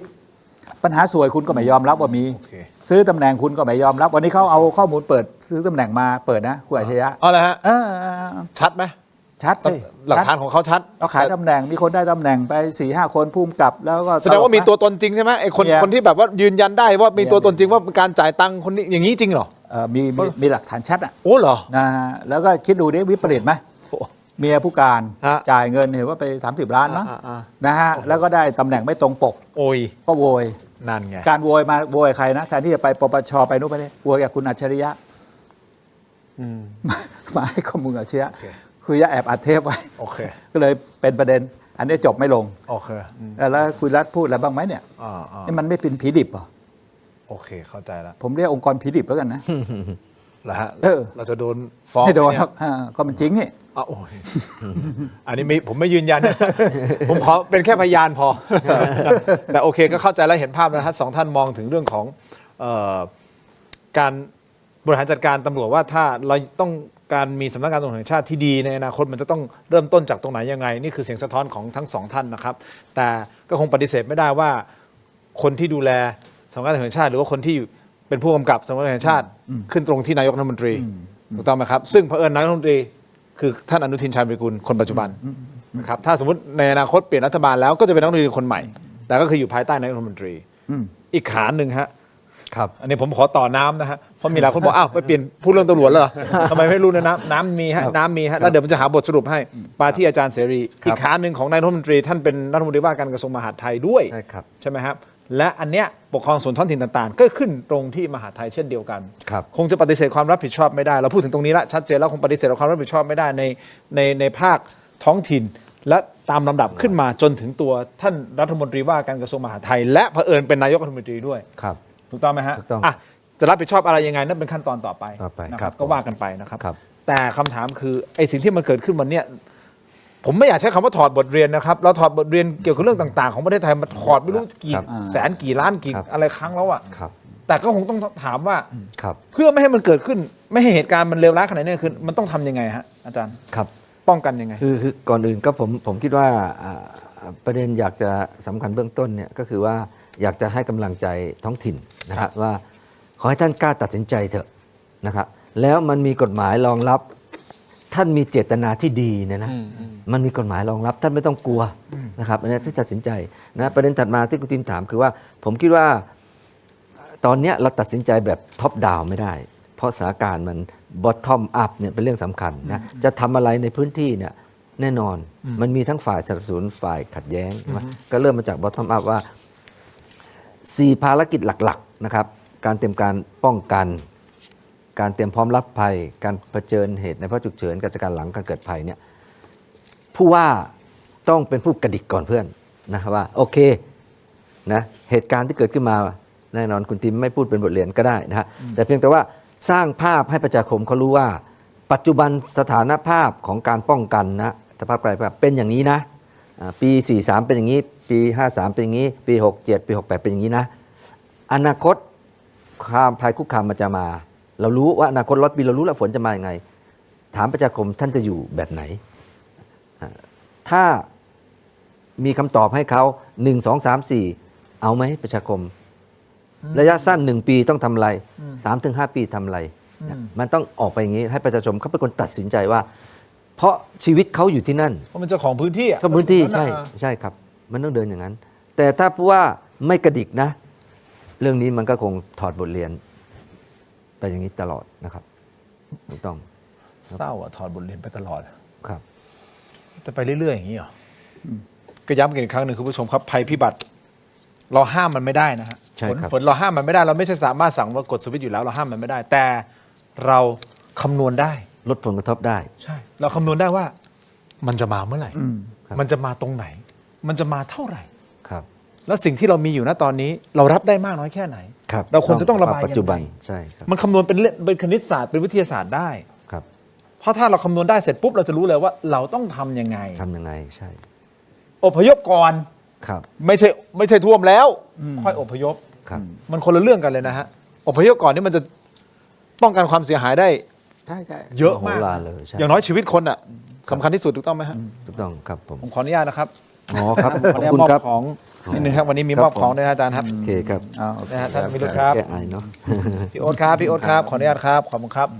วันนี้คุยกันมานานนะครับขอบคุณเม็ดอมซิงค์พลัสผลิตภัณฑ์ไมบาซินจากเกรเตอร์ฟาร์มาครับมี3สูตรที่มีคุณประโยชน์จากวิตามินหลากหลายชนิดครับเม็ดอมซิงค์พลัสวิตามินซีและโคคิวเทนกลิ่นองุ่นมะนาวเม็ดอมซิงค์พลัสลูทีนและบิวเบอรี่กลิ่นแบล็คเคอร์เรนต์เม็ดอมซิงค์พลัสเบต้ากลูแคนกลิ่นสตรอเบอรี่นะครับซิงค์มีส่วนช่วยในการทำหน้าที่ของระบบภูมิคุ้มกันและกระบวนการต่อต้านอนุมูลอิสระครับถ้าเจ็บคอไอหรืออยากเสริมภูมิคุ้มกันนะครับเลือกไมบาซินจากเกรเตอร์ฟาร์มาหาซื้อได้ที่ร้านสะดวกซื้อซูเปอร์มาร์เก็ตและร้านขายยาทั่วประเทศไมบาซินจากเกรเตอร์ฟาร์มาก้าวสู่60 ปีอย่างมั่นคงและยั่งยืนนะครับขอบคุณมากๆเลยนะครับไมบาซินนะฮะที่สนับสนุนเราอยู่เคียงข้างถกไม่เถียงนะครับรวมถึง ยาดมสมุนไพรตามมังกรทองด้วยนะครับก็อยู่เคียงข้างถกไม่เถียงของเรานะ ขอบ ครับ คุณครับผม ขออนุญาตนะครับอันนี้คือยาดมสมุนไพรตามมังกรทองครับท่านวิรุธครับขอบคุณครับพี่โอ๊ตครับสูตรดอกไม้หอมครับได้รับรางวัล Premium Herbal Products นะฮะผลิตภัณฑ์สมุนไพรคุณภาพปี 2568 จากกรมการแพทย์แผนไทยและการแพทย์ทางเลือกครับบรรเทาอาการวิงเวียนศีรษะหอมเย็นชื่นใจจากอ้วยอันโอสถนะครับอันนี้ของดีจริงๆนะฮะอ้วยอันโอสถขอบคุณมากๆครับต่อกันที่ Seagull Electric ครับเครื่องใช้ไฟฟ้าขนาดเล็กครับที่ตอบโจทย์ทุกการใช้งานนะครับหุงเก่งทำได้หลากหลายอร่อยได้มากกว่าหุงข้าวหม้อหุงข้าวดิจิทัล 1.8 ลิตรครับหุงข้าวขึ้นหม้อนุ่มฟูเรียงเม็ดสวยนะครับขอบคุณ Seagull Electric นะครับและแน่นอน Seagull Electric นะฮะมีแก้วปั่นแบบพกพานะครับรุ่น Smoothie Mix นะฮะขออนุญาตเลยนะครับ ครับขอบ อา คุ จาร ณ ย์ ครับ อาจารย์ครับท่านวิรุธครับนี่นะครับขออนุญาตครับพี่โอ๊ตครับนี่ฮะแก้วปั่นนะฮะจาก Seagull Electric นะครับต่อกันที่กรดไหลย้อนครับถ้าท่านมีกรดไหลย้อนต้องวันเกิดครับยาบรรเทาอาการแสบร้อนกลางอกนะฮะอาหารไม่ย่อยเนื่องจากกรดไหลย้อนใครเป็นกรดไหลย้อนต้องวันเกิดครับเพราะว่ามันช่วยบรรเทาอาการแสบร้อนกลางอกอาหารไม่ย่อยนะครับเนื่องจากกรดไหลย้อนวันเกิดครับยาสามัญประจำบ้านฮะของดีครับต่อกันที่ Compact Brake นะครับก้าวล้ำไปอีกขั้นกับนวัตกรรมความปลอดภัยล่าสุดครับ Compact Primo Gen 2 สูตร Pra Brake เกรดพรีเมียมนะครับมาพร้อมกับเทคโนโลยีใหม่ Zero Water Absorption Technology ที่เพียบพร้อมด้วยมาตรฐานความปลอดภัยระดับโลกนะครับพร้อมแล้วนะฮะที่จะทำให้ทุกเส้นทางอยู่ในคอนโทรลของคุณนะครับจัดจำหน่ายแล้ววันนี้ที่ร้านอะไหล่ชั้นนำทั่วประเทศนะครับและ Compact Premium Service Center Compact Primo Gen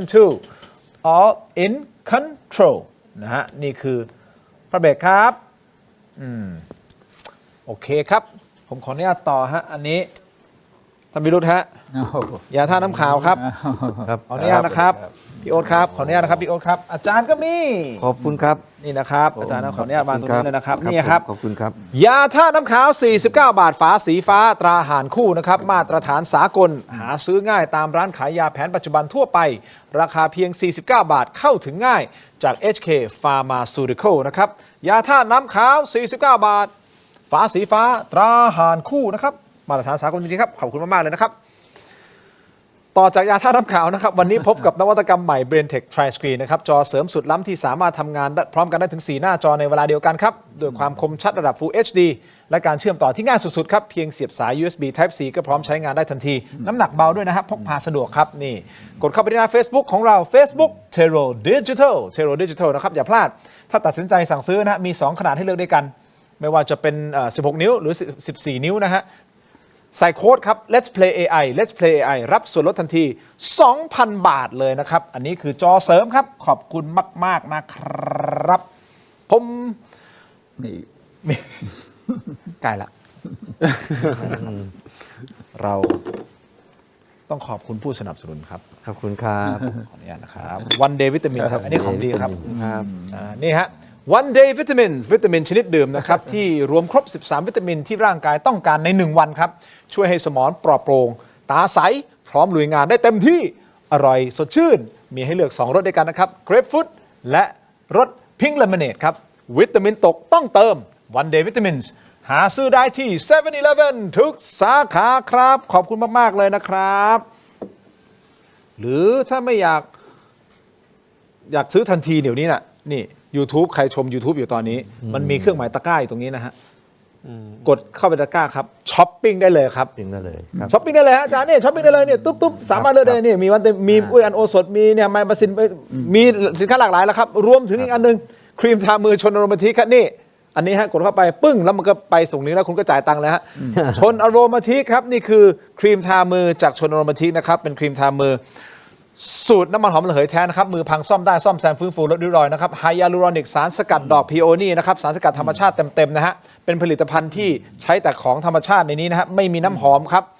นะฮะฟื้นฟูสภาพผิวมือซึ่งเป็นผลิตภัณฑ์ที่จริงๆผมขายอยู่ในศูนย์การค้านะครับไม่ว่าจะเป็นไอคอนสยามเซ็นทรัลเวิลด์นะครับเอ็มคอร์เทียนะคิงพาวเวอร์สยามพารากอนก่อนหน้านี้นะครับ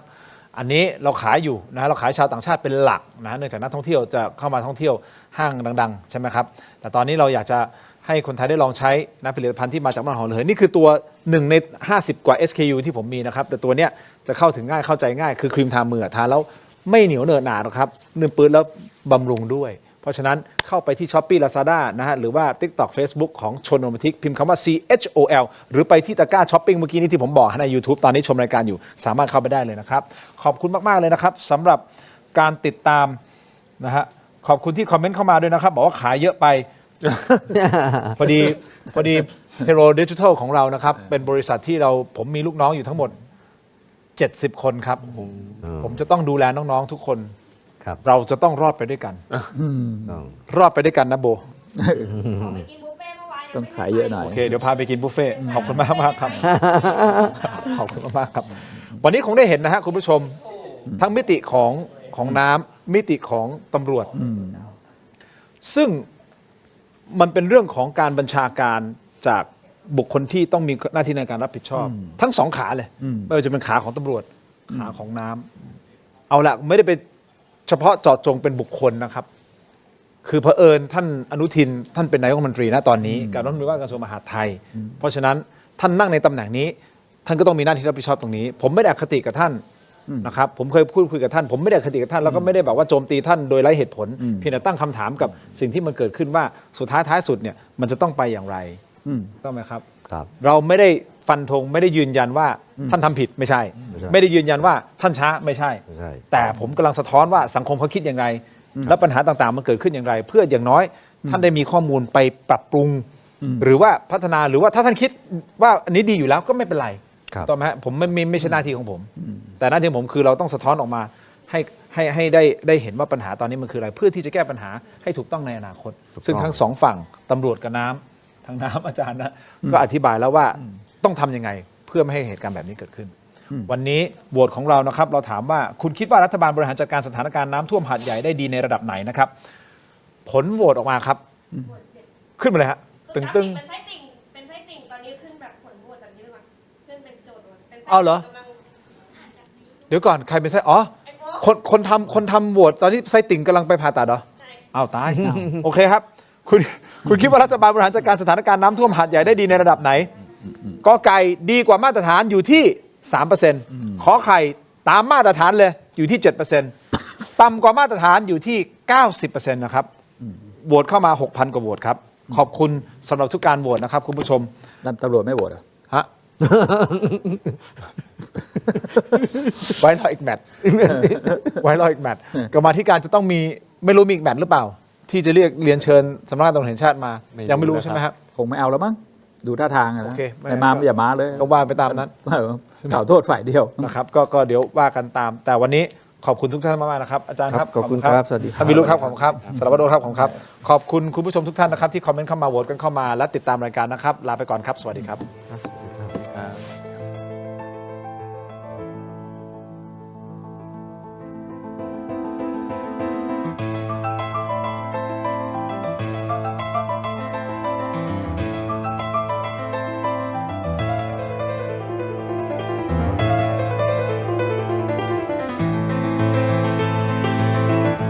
หากคุณไม่อยากพลาดถกไม่เถียงตอนเด็ดๆและไม่อยากพลาดเทคนิคความรู้แนวทางในการต่อสู้กับปัญหาที่สักวันหนึ่งอาจจะเกิดขึ้นกับคุณก็ได้นะครับอย่าลืมกดไลค์กดแชร์กด Subscribe กดกระดิ่งช่องเทโรดิจิทัลนะครับเป็นกำลังใจให้กับถกไม่เถียงด้วยครับมีคุณผู้ชมถามเข้ามามากมายนะครับว่าถกไม่เถียงมีวิธีการร้องทุกข์อย่างไรเรามีขั้นตอนง่ายๆดังต่อไปนี้ครับเริ่มต้นจากสแกน QR Code นี้เลยครับจากนั้นนะครับท่านก็เข้าสู่หน้า inbox ของรายการถกไม่เถียงเพียงท่านกดคำว่าเริ่มต้นระบบอัตโนมัติจะส่งลิงก์ที่ทีมถกไม่เถียงสร้างขึ้นมาให้แก่ท่านนะครับรับรองว่าเป็นลิงก์ที่ปลอดภัยกดเข้าไปได้เลยครับเมื่อเข้าไปถึงหน้านี้นี่นะฮะแค่นี้นะครับท่านก็พิมพ์เรื่องราวร้องทุกข์มาได้เลยนะครับแต่ผมมีทริค3ข้อสำหรับการร้องทุกข์เข้ามาในรายการถกไม่เถียงนะครับ 1. เขียนเรื่องราวร้องทุกข์ของท่านให้ละเอียดชัดเจนและสรุปโดยง่ายที่สุดนะครับข้อที่ 2 เขียนชื่อเบอร์โทรของท่านให้ครบถ้วนสมบูรณ์ที่สุดและข้อที่ 3 ถ้าท่านมีภาพคลิปวิดีโอกล้องวงจรปิดหรือหลักฐานต่างๆนะครับส่งเข้ามาที่อินบ็อกซ์ของเราได้เลยครับเพียงเท่านี้นะครับเรื่องราวร้องทุกข์ของท่านก็จะเข้าสู่ระบบหลังบ้านของถกไม่เถียงอย่างแน่นอนนะครับอย่าลืมนะครับเดือดร้อนไร้ที่พึ่งนึกถึงถกไม่เถียง